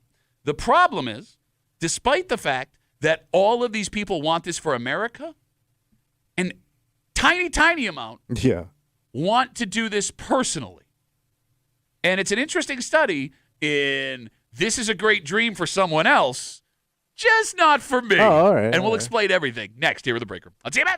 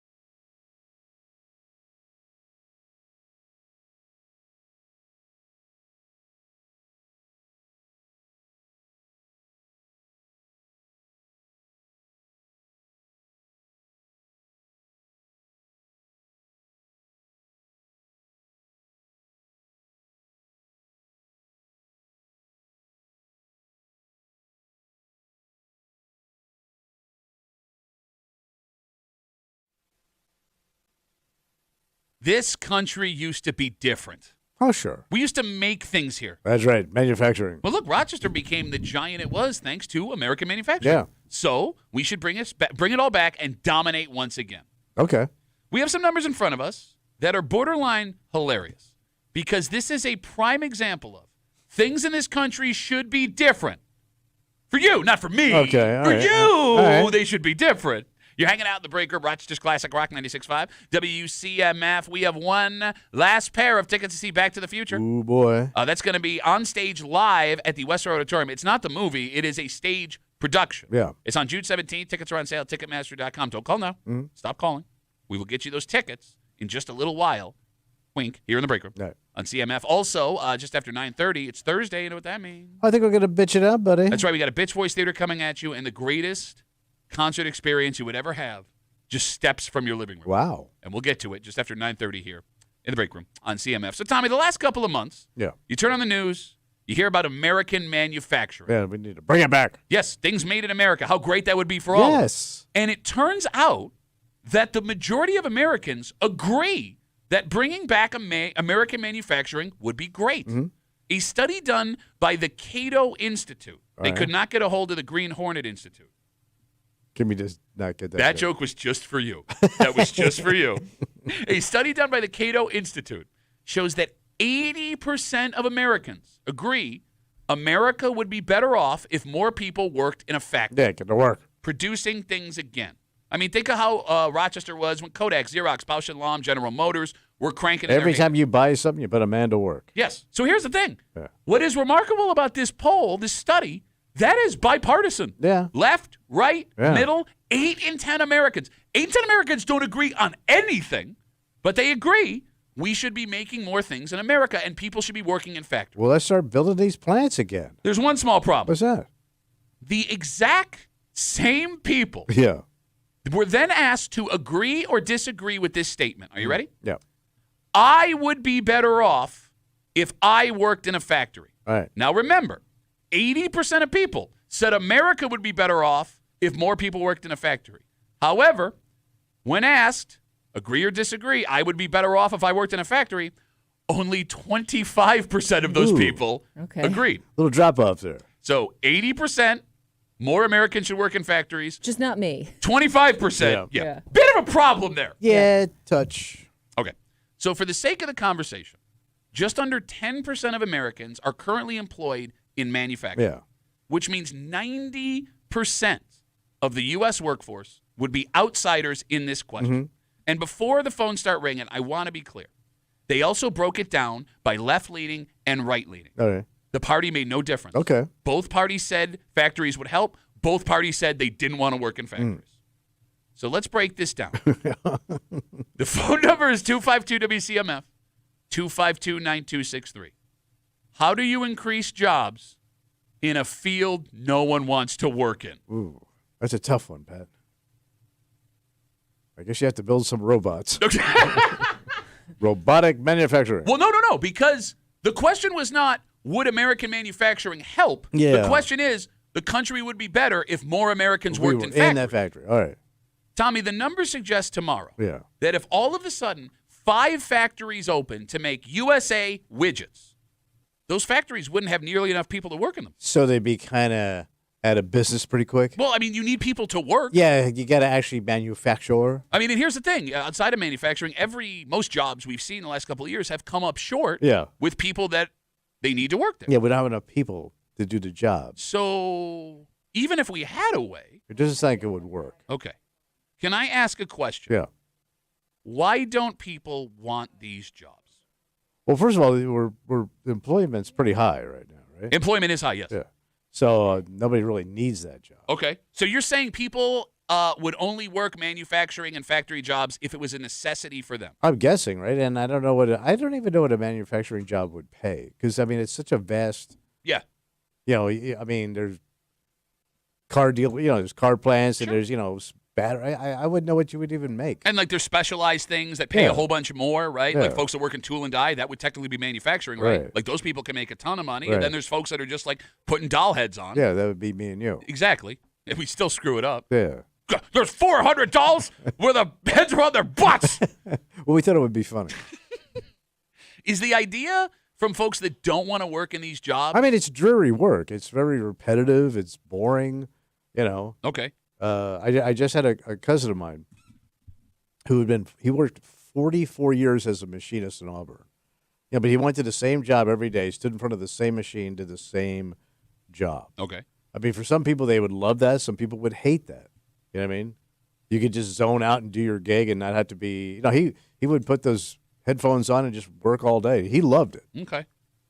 I mean, look, I get, you're right. Like, the jobs can be grueling, they can be monotonous. Yeah. But, I mean, to play devil's advocate here, at the same time, most Americans now, with 90% of people not working in manufacturing, have never had a job like that. Yeah. So you wouldn't actually know what you're in for. Right? Yeah, you don't have your dad or your grandfather to break it down for you. All right, the phone number is 252-WCMF. Folks are now sitting on hold. Again, people were asked the question, would America be better? Let me get this quote so I got it right. Okay. True or false, America would be better if more people worked in a factory. 80% of people agreed there was no difference between left-leaning or right-leaning political. The same people were asked, I would be better off if I worked in a factory. Only 25% of those people agreed. Let's talk to Ed. Hey, Eddie. How are you, brother? Good. How are you? Good, man. What do you got? So about this factory thing, I worked in a factory for 25 years. I worked at Delco in the city. Okay. And I retired at age 47. Damn, Eddie. Free as a bird. Wow. I'm 72 now. And you sound like you're having a blast. I've been getting a free paycheck for years. Factory work isn't cut out for everybody. But look, when we had all the factories in Rochester was thriving. Yeah. But you got a pension out of it, right? I did. I don't think that exists anymore. Yeah, I mean, can I get I think now you're just you're cutting a paycheck and you're on your own. Well, why can't we bring that back? I mean, we're benefiting all these factories and companies. Why not give the incentive to employees for a pension? They may have to get them back into the factories, but it tends to they don't want to give up any more than they have. Yeah, I mean, Eddie, you're preaching to the choir about the pensions and benefits and everything here, but like Tommy just said, it's gone. And if they don't have to do it, they won't. Like I'm always amazed when somebody right now has a pension outside of like schools, cops, firefighters. Because I mean, to Eddie's point. Eddie, I can call you Eddie, right? We're close now? Yeah, sure. Okay, great. To Eddie's point, back in the day, everybody had a pension. Yes. Kodak, Xerox, Bausch & Lomb. It was hard to meet someone that did not have a pension. But that's gone. But in a matter of 20 years, it just disappeared. Yeah. But, Ed, I'm glad you got in and got out when you did, buddy. Thank you for the call. I appreciate it. Not a problem, guys. Have a good day. There goes. And he's happy. He sounds like a load of laughs. Well, here's the thing. I mean, like, it is – okay, let me try this again. It was good job security. Oh, it was, yeah. Right? Like, I mean, how many people worked at Kodak for decades when they got in the 50s, 60s, and 70s? Yeah. But, I mean, the way that automation's going right now, is there job security in manufacturing? Well, with these automated plants, it's very hard to steal anything. You got to talk to a robot to walk it out to your car with all the pens and paper and put it in the trunk. Yeah, but here's the thing. With AI now, right, might be easier to talk that robot into taking pens with you. All right, 252-WCMF, 252-9263. Let's get to the bottom of this. 80% of Americans think America would be better if more people worked in factories. However, only 25% of Americans said their life would be better if they worked in a factory. Let's talk to Greg. Hey, Greg, how are you, brother? I'm good. I hate to say it, but I actually got to agree with Tommy. I mean, it depends on the factory. When you say factory work, that's a pretty broad statement. But in college, in between college and the summers, I did kind of what Tommy was saying. You stood at a machine and you did exactly the same thing for 8 hours a day, and it was okay for a summer, but I don't think I could have done it forever. And I think in general, Americans want it both ways. Like they want cheap goods and they want people to have good pensions and retirement. And believe me, I'm all for that as well. But you're not going to go to Walmart and buy your toy for $5 or whatever. So, that's the push-pull there, I think. But but here's the thing, like Greg, I understand that, like, when it comes to social, political, economic ideas, like, folks, things can get lost in the weeds. There are things that folks easily cannot understand because it gets too complicated. But, Greg, this is as base as it gets, right? If it's made overseas, it's cheaper, but there are fewer jobs. Mm-hmm. If it's made here, people have better chance at getting jobs, but it's going to cost more. Like, that's not a complicated concept to wrap their heads around. which is why this study is so bizarre to me. Yeah, no, well, in another similar parallel, like most people, I think most people at least, are for clean energy, right? But then when they try to permit windmills or solar things in their backyard, that NIMBY thing, like, oh yeah, I'm all for that. Just don't put it next to my house. It's the same way. Yeah, that's like, a good point. Oh, my my neighbor in Gates can work at a factory, but I'm in Pittsford and I'm not working in a factory. Perfect illustration. Perfect. You nailed it, Greg. Greg's on fire, Tommy. I worked at a semi-factory job cutting meat. Okay, that's not a factory job. That's you got meat. That's skilled labor. That was not factory. Oh, so I was skilled labor. No, it is. I admit. You called me a monkey before. No, you're a monkey that was skilled at cutting meat. Greg, thanks for the call, brother. Have a good rest of the day. Thanks. All right, there goes Greg. Greg was very disappointed in us. Yeah. He felt like we were breaking through. Yeah. And then we went right back to being monkeys. I mean, going back to the whole job security thing, could it be how these jobs went away in the past that are keeping people from not wanting to work them? Because Rochester knows that so well. How you can have the rug pulled out from underneath you? Well, Tommy, we saw our parents, our grandparents, they went off to jobs like this every day for decades. If they were lucky, they got out before it collapsed. But if they weren't, I mean... you were screwed. And some of us have watched middle-aged people to elderly people give the best years of their lives to $1 billion company, then having to scramble and struggle to find a new way to make a living. We also see people that were guaranteed pensions. All of a sudden, hey, guess what? Your pension's not here anymore. Yeah, the benefits are gone. Which I don't even understand how that can happen. But it did. How? Because I guess they had to pay off all that debt, and they couldn't afford to pay you. But if I watched, but you made a deal with me. I know it's too complicated for me to wrap my head around here, but I will never ever wrap my head around. We had a deal. Yeah. If I do this work for you, you pay me for this long. Guess what? Not anymore. Yeah, not so much. But if I had a father, grandfather, mother, grandmother that worked in this field, right, manufacturing factory, and I watched what they went through, why would I risk putting myself through that again? Yeah, you got a bad taste in your mouth. And by the way, we recovered better than 90% of communities that went through this. Yeah. There are still communities in Michigan, Indiana, Ohio, Pennsylvania that have been devastated. Sure. Never came back. Yeah. 252 WCMF, 252-9263. We talked to a couple of dudes. All right. Let's get to a lady with the greatest name we have had all day. What's that? I promise you. All right. Donna Lee's on CMF. Hey, Donna Lee, how are you? Hey, good morning. I was just prompted to call because I think work comes from personal pride, right? And when we hear the word factory work, we have these things in our head that we know what that really means. Okay. But I do believe that there's so much more behind that than just standing at an assembly line. And I do believe in my heart that people that want to work, because work is a good thing, and people that want to work will have pride in what they do. And maybe it won't be standing in the same place for 8 hours. Maybe it'll be actually learning things, how things are put together, and making a difference. All right, now, Donna Lee, I don't disagree with you because you know what they say, Tommy. What's that? Nobody does it like Donna Lee. Oh, yeah. All right. That being said, Donna, I get on the one hand not being scared away from it because it just seems mundane and it's boring. And you're right. Everything you're saying is right. Counterpoint to that, folks that have a preconceived notion of what factory work would be for themselves also said 80% of them said it would be better for other people to do it. Not maybe for you. Exactly. I'm fine with other people in my preconceived idea of what this is. It's beneath me. You go do it. You hit it on the head. Yeah. Say it again. It's beneath me, but not for you. I mean, you go do. That's what it comes down to, Donna, right?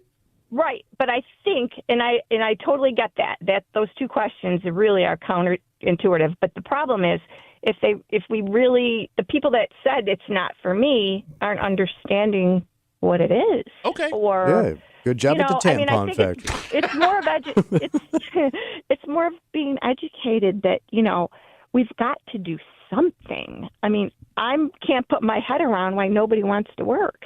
No, but unemployment's very low. Yeah, like Tommy just brought it up. Like it's some of the lowest it's ever been.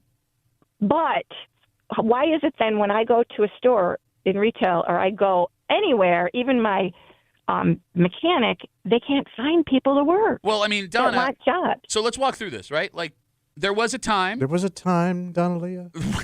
Donna Lee. Oh, she's Spanish now. Yeah. Oh, no, Donna Lee is one word. Sorry. No, you're fine. Yeah, I don't care. It's fine. fine. I don't care. No, Donna, but there was a time when people that needed jobs were willing to work in jobs that they looked at as beneath them, that were going to pay them low because they were forced to. Yeah. But now that there are other industries that America is succeeding in, like folks around here that are outside and you don't need to work those jobs, if you don't have to work that job, they don't work that job. Like, Donna, what do you do for a living?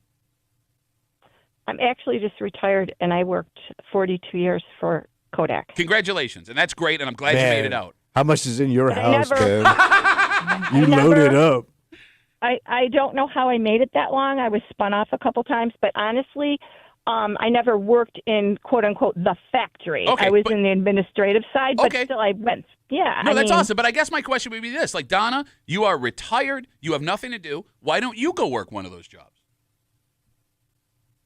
I wouldn't say no if I needed to work right now. No, but that's just it. You just said it. You don't need to, so you don't. And that is a completely reasonable thought. Like, that's how it should be. But if the question is, why does nobody want to work anymore? You have the time to go do it. You don't want to. I think that answers the Nobody question. wants to do that kind of work. What's that? Why should I work right now? But I guess mean, the same statement can be made from someone that has a job that isn't in that field. Right. Why should I work that Right, job when I right. have this other option? Right. Oh, for sure. For sure. But I think that's the disparity between those two questions. That people think, oh, do they want, the U.S. to come back, quote unquote, and not have to wait for things made in other countries? I mean, then that's what it means. It means everybody deciding that, understanding what it means to have a factory. All right, Donna, thank you for the call. Have a good rest of the day. I think we were having two separate conversations so. at the end there. Mm-hmm. Okay. Yeah. So can I throw out another theory here? Go ahead. And I see you guys on hold. Sit tight. I do want to hear from you. Again, if you're just joining us, a study done by the Cato Institute. When Americans were asked, would America be better if more people worked in factories? 80% of people said yes. Yep. And there was no disparity between left-leaning or right-leaning politics. When those same people were asked, true or false, my life would be better if I worked in a factory. Yeah. Only 25% Oh, no. of people said yes. So good for you. Not for me. Yeah. All right. I think the biggest reason why people don't want to work these factory jobs that they're imagining, Yeah. and it kind of touches on what we've been discussing, dreams. Yeah. Countries that have big-time manufacturing, folks that live there don't have a ton of say in what they get to do, No. daily or life. They're very dictatorial country. Exactly. And that's not how America operates. No. Never has been. The idea in America that I can be whatever I want, the idea that my kids could do better than I did, Yeah. the idea of upward mobility, Thomas, Mhm. if the majority of Americans believe there is something greater for them than working in factory, manufacturing, whatever, you're not going to change their mind. No. Quote, What's that? hold fast to dreams, for if dreams die, life is a broken winged bird that cannot fly. Oh, what happened to the poor bird? His wings broke because he didn't have any dreams anymore. Oh, my God. Right? Poor thing. Hit But- a window at the factory? Because he wanted to see how the tampons were made? At the tampon factory Yeah. that Donnelly doesn't want to take a shit Yeah. at. No, I mean, like, being an American is being able to dream about being Yeah, whatever you want. yeah. Exactly, right?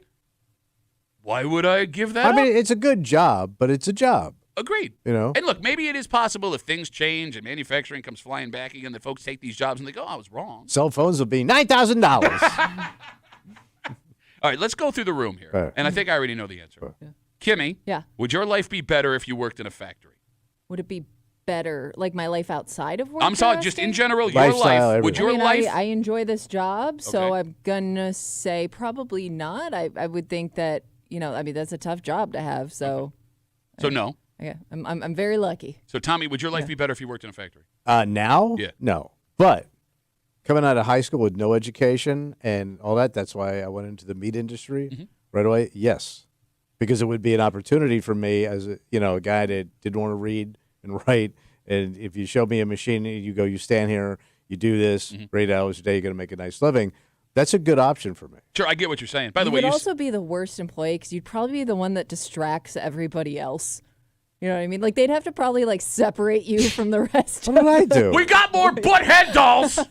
More heads on the butts. Well, look at my tampon selection over here. Let's take one more call. He's been waiting forever. 252 WCMF. Tyler's got the last word on CMF. Hey, Tyler, how are you, buddy? Not bad. How are you guys doing this morning? Good, brother. What do you got? Oh, when I got out of high school years ago, I I can agree with Tommy on one aspect. Coming out of high school and going right into a factory setting, or like he even said, the meat industry for a learning experience, that's a great thing to do, because that's what I did, and now I own my own business. So I mean, it can open a lot of doors, but with the 80% of people saying that, yeah, everything would be better being made in America again, look at the current generation. What do you mean? Like, a lot of people now getting out of high school want to do everything on the internet. They don't want to. A lot of people don't want to do physical work. Thank you. Everybody's TikToking and you with your flip cams. Like, yeah, if you're good at social media and you can make a lot of money off it, go ahead. All right, hold on. You put your butt shots out there, and you're cooking if videos. You're better with your hands, just go in the physical, real working world and make America a better place instead of just watching it crumble. No, but here's the thing. Here's the thing, Tyler. If everybody went and worked with their hands, you'd have nobody to do anything that doesn't involve working with your hands. You need a solid balance. Yeah, I mean, that's what this comes down to. I mean, if you can get the solid balance, then everything's just going to go up. But, I mean... Wait, no, what do you mean everything's going to go up? Well, but that's just it. Everything would go up, like we talked about. Like the price of things made in America would be more expensive. You'd be paying more for it, Tyler. And if there was a equal balance for both sides and pricing to go down, it would just be, But that's almost impossible to happen. Oh, yeah, it's almost impossible, but then it'd be everyone's perfect world. I think everyone wants a perfect world, and there's just a perfect picture world is probably not going to happen. Okay, Tyler, great call, buddy. Have a good rest of the day. All we got to do. Yeah. Y'all on the internet. Gaming, running your mouths, showing me what you ate Dairy Queen last night. Showing off outfits on like YouTube streams. Maybe you go to the doctor's office and I got to see that now. Taking pictures of your feet. By the way, if you can make money doing feet pictures, God bless you. I feel like the most interaction we ever got on a social media photo was a shirtless Tommy. Yeah. So, What does that say about this country? Maybe Tommy's in the wrong industry. All right. Everyone wants a handout. Yeah. And we got one for you right here. Oh, good. 252 WCMF, 8th call. You're going to see Back to the Future, the stage performance at the Wester Auditorium Theater, June 17th. Tickets are on sale right now at Ticketmaster.com. 252 WCMF, 252-9263. 8th caller, go Back to the Future when things were good. Yes. Back to the, yeah. Wait, no. Because the future things are going to be bad. No, but you go back. Well, no, you're going Back to the Future where now everybody's on TikTok. All right. It's a pure foot economy. Yeah. It's a foot-driven economy. 252 WCMF, 8th caller. Best of luck from your friends here on CMF. Wednesday or Thursday, you know what that means? Oh, we're going to bitch it out, buddy. That's right. And the best concert you've ever been to your life steps away from your front door. Wow. Next on CMF.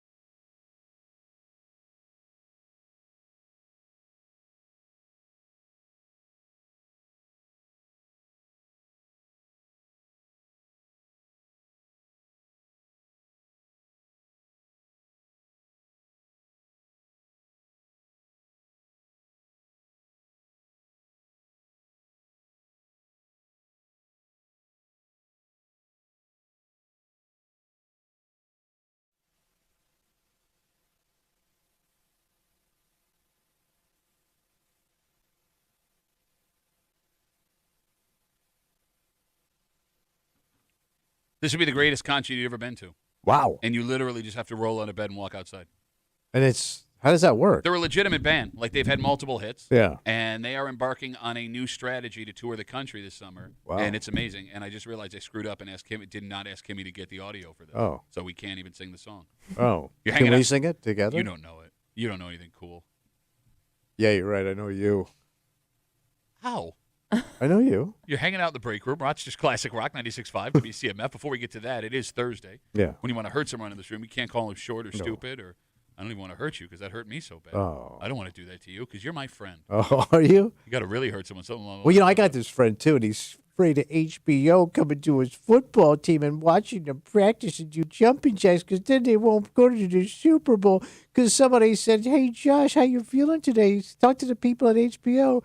Pat's afraid of HBO. You're a cable-scared little bitch. 22 teams have done Hard Knocks. Only 8 of them have made the playoffs. None of them have made the Super Bowl. I stand by that statement. That's data. We take all your bitch voices, stupid or not, run them back for you. We call it Bitch Voice Theater. Happens now on CMF. And now, Bitch Voice Theater, featuring Thomas Muley, Kids got it. accompanied by Patrick Duffy. Oh, I'm perfect parking Pat. You have to be careful about the fire lane. I'm going to narc on you. I'm a narking little Home Depot bitch. No, turn out, man. That's it. That's all I got. I'm on sleepy. Got a little sleepy on my. Oh, I come in here all the time, running my mouth, and I'm sleepy. I come in. And I can't do the bitch word. Dude, well, I screwed up again, but you're still a bitch. He's got a little bank. Yeah. So he also owns the house next door that he rents out. Ooh. Really? Yeah. Who? I can't say. Stick my finger up in the air and do Scott thoughts, but when I gotta name a name, I'm too scared because I'm I'm not going to scared. hurt dumbass people. Oh, I'm Pat Duffy. I'm having a heart attack. I want Tommy to save me, but he's going to come over in his little tracksuit and he's going to get distracted because guess who showed up? Mr. Butterwings. He flew in the room and now Pat's dying on the floor while Tommy chases little Mr. Butterwings in his tracksuit. You dying little bitch. A water jug, 2.5 water jugs full of change. Ooh, I'm a water jug billionaire. What? How about your family? I would just say. I'll say it. They got low standards. How could you say that about my family? Well, you pushed me.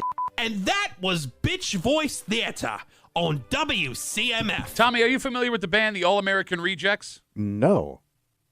Not at all. It shouldn't be. Yeah. Which is weird. They were pretty big. They were, but When? not for. He was a little too. It was for more like teenagers. At the He was time. way too old for this. In the early 2000s, they Yeah. had like 2 or 3 hits. I probably know the hits. Yeah, you would know them if you heard them. If I was smart enough to ask Kimmy to Well, get sing the one music. for me. Yeah, keep you my dirty little secret. Don't tell anyone or you'll be just another reason.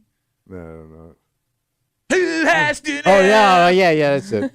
So the All Yeah. American Rejects are going on tour this summer. All right. But you will not be able to buy tickets to any of their shows. Kind of already been on a tour. Yes, they've started it. Yeah. In fact, you will not be able to know where they will be playing. Oh, it's like a pop-up concert? Not only pop-up shows, backyard pop-up concert. So they just show up in my backyard, start plugging into my outlets? On Sunday, police had to shut down a show they did in Columbia, Missouri, All right. at a home. They've played a park at the University of Green Bay. They played in some guy's backyard in Chicago. They played on a farm in Ames, Iowa. And if you are an All-American Rejects fan who is dying to have a nationally touring band with several hits in your house, they have a place on their website where you can go apply to host one of their shows. So they just show up with the surprise big you? rig and start setting up and playing? Yep, pretty cool. The only people that know will be the person that's It's hosting pretty the show. cool. Would you want this? Personally, no, but if you're a young person, I guess it would be I mean, fun. I wouldn't want it like at my house, but if a friend with Oh, it's if like a the friend factory wanted to job. host, Good for you, not for me. I'll stop by. I'll show up. 80% of Kimmy's agree. Yes. All-American Rejects at a I'll house would be buy great. you tampons. I'm not making them. It's kind of funny to me too, because some of the shows that they've posted that they've done, they look like I don't know if they hit a couple college towns along the way, because they look like college parties, and I'm like, what percentage of the kids in this crowd are even familiar with the band? It's a good way to market, though, because Yeah. those kids, I mean, it's a Yeah. once-in-a-lifetime I mean, experience. I'm sure it's still exciting, but Yeah, I don't know how many of them actually know their songs. All right, I want you guys to think of your favorite band of all time, artist of all time. Yeah. Right. Kimmy, I'm going to start with you. Who is your favorite artist of all time? Ooh. Damn it. Beyonce. Okay, Beyonce. If Beyonce's people called you up and they go, Kimmy, listen. Yeah. We're doing this tour. Backyard Beyonce. We want Beyonce to show up in your backyard, but here's the thing. We cannot promise you that we can keep everybody out. So if you have Beyonce in your backyard. I mean, I think you got to do it if it's somebody like Beyonce. So you would do Beyonce in your backyard? Yeah. Okay. Tommy, I'm not who's denying Beyonce? Who's your favorite artist of all time? Sammy Saxophone. Oh, it's Stevie O'Reilly on the bass oboe. Check me out. He's playing your mom. Shut up. You were saying, I'm sorry. I would go with a 70s funk band. Okay. Like Earth, Wind, and Fire. All right, Earth, Wind, and Fire. Yeah. Who still tours? Oh, yeah. Okay. Earth, Wind, and Fire calls you up. We want to perform in your backyard, but again, we can't guarantee that we keep everybody out. Would you do that? Stomp all over those flower beds. I would let him do it. You are such a liar. I love Earth, Wind, and Fire. Stay away from my Blackstone. There is no way. You try to have areas roped off. Bro, you couldn't control it. You could, especially in that town. That's an Earth, Wind, and Fire. I want to town. open for him. Because remember that time I did, I got booed off stage. I want one more shot at opening up for Earth, Wind, and Fire. So for those who don't know, it used to be a semi-common thing for comedians to open for bands. Yeah, and so I got asked to do it when I was on Weeze's show. And this was, what was the venue? It was the Auditorium Theater. So that's a 3,000 seat Oh, yeah, theater? it was packed. It's Earth, Wind, and Fire, man. So sold out 3,000 people. Tommy Muley is opening the show. So before that, because I'm on the radio with Weeze, I forget who the DJ was from DKX goes out first. Okay. And everybody's going nuts, right? Mm-hmm. And then, hey, everybody, who's ready for Earth, Wind, and Fire? Boo! Boo! You know, from a distance, I kind of look like an 8th grader. You know? See, that joke sucks. Yeah, it did. So, yeah, I want to redeem myself. Okay, all right. I mean, you realize your neighbors would never forgive you for this if you did this. Yeah. Oh, they'd be your neighbors. You don't think your neighbors would be so curious as to what's going on? They'd want in on it. No, I think what you said. Anywhere else, I'm in. Okay. My neighborhood, no. Well, you remember when we tried it at my old house in Webster twice? We did an indoor one and an outdoor one at my house. And that was with me and Diggler's Bridge performing. Yes. So it was Danny's band, Pat opening up. We threw a party for the listeners at the house. And by the way, bring your own booze. By the way, I killed Kimmy. I crushed it. Oh, yeah. Many flowers were crushed. Women going into labor. I was so funny. Here's the thing. You would probably also get in trouble with the police. Oh, yeah. Right? So, yeah, do you have to have a permit? I mean, I don't know if they're doing it because they got shut down in Missouri. So I would imagine they don't go that route. They're just going to do the show. But how do you show up with all your equipment and everything, man? Well, I mean, who would know? I mean, is it really stripped down? I don't know. It looks like they have all their gear. Like they're playing electric. Yeah. I mean, so your neighbors would never forgive you. Yeah. You have to bring your neighbors in on it. Yeah. You make it. Well, no, but here's the thing: the more people you tell, the more threat there is. Someone's going to call the cops and give them a heads up. You can't tell anybody. Because I was thinking like a block party, like in your neighborhood for everybody, like how your parents used to do. Yeah. Behind your house. Yeah. Beyonce never showed up to that. Yeah. Just saying. I mean, as an amazing of an experience as it would be. Yeah. I think it would ruin your you life. You have the perfect backyard for it. You even had what was it, Stella Jam? We did have Stella Jam for I mean, my I daughters. saw Ryan Duffy perform live. Yeah, my brother performed at Stella Jam for all of my daughter's friends when she was turning 7. Great show. Yeah. Great show. Ryan crushed it. Did several acoustic versions. Could sell like VIP deck tickets. Yeah, Kimmy wasn't allowed on the deck. She had to go sit on the grass. All right, so despite the fact that it could ruin your life and your relationship with your friends, you're still both in. Sure. Yeah. Okay. It's an opportunity you can't pass up. She went top shelf, man. Beyonce. Well, I asked her who her favorite was. It's got to be somebody you can't say no to. Yeah. Like, I mean, look, anybody. Stevie Wonder, if I get that call. Oh, I forgot about Stevie. He's showing up in my backyard. Oh, yeah. You way less stuff. What's that? And he could just play a piano. Well, yeah, but no, I want the full show, man. All right. I want all the electric. I want the electric pianos. I want the regular piano. I want it all. Give me funky bass. We come back. We wrap it up. Tell you what we're doing tomorrow next on WCMF.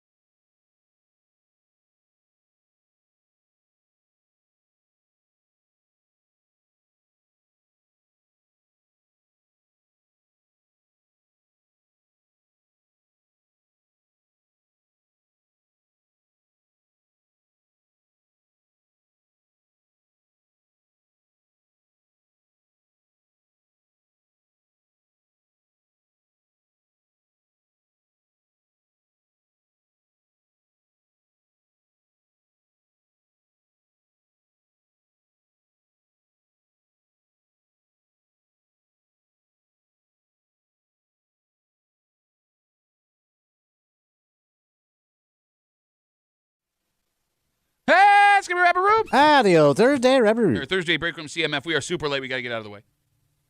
Jolene's on her way in. Jolene. She's got 10 at 10 for you. I don't know why we're being so straight up. It's actually pretty exciting. Yeah. All 10 songs picked solely just for you if you're listening. Great gal. Whoever. Yeah, absolutely. All right, we got to get out of the way. For Kimmy? Yeah. Who wants some backyard Beyonce? Oh, yeah. Yeah. For Tommy Muley, who wants a chance to get booed off his own backyard patio in front of Earth, Wind, and Fire. My name is Pat Dovey. We'll see you tomorrow, 6 a.m., Break Room, 96.5 WCMF.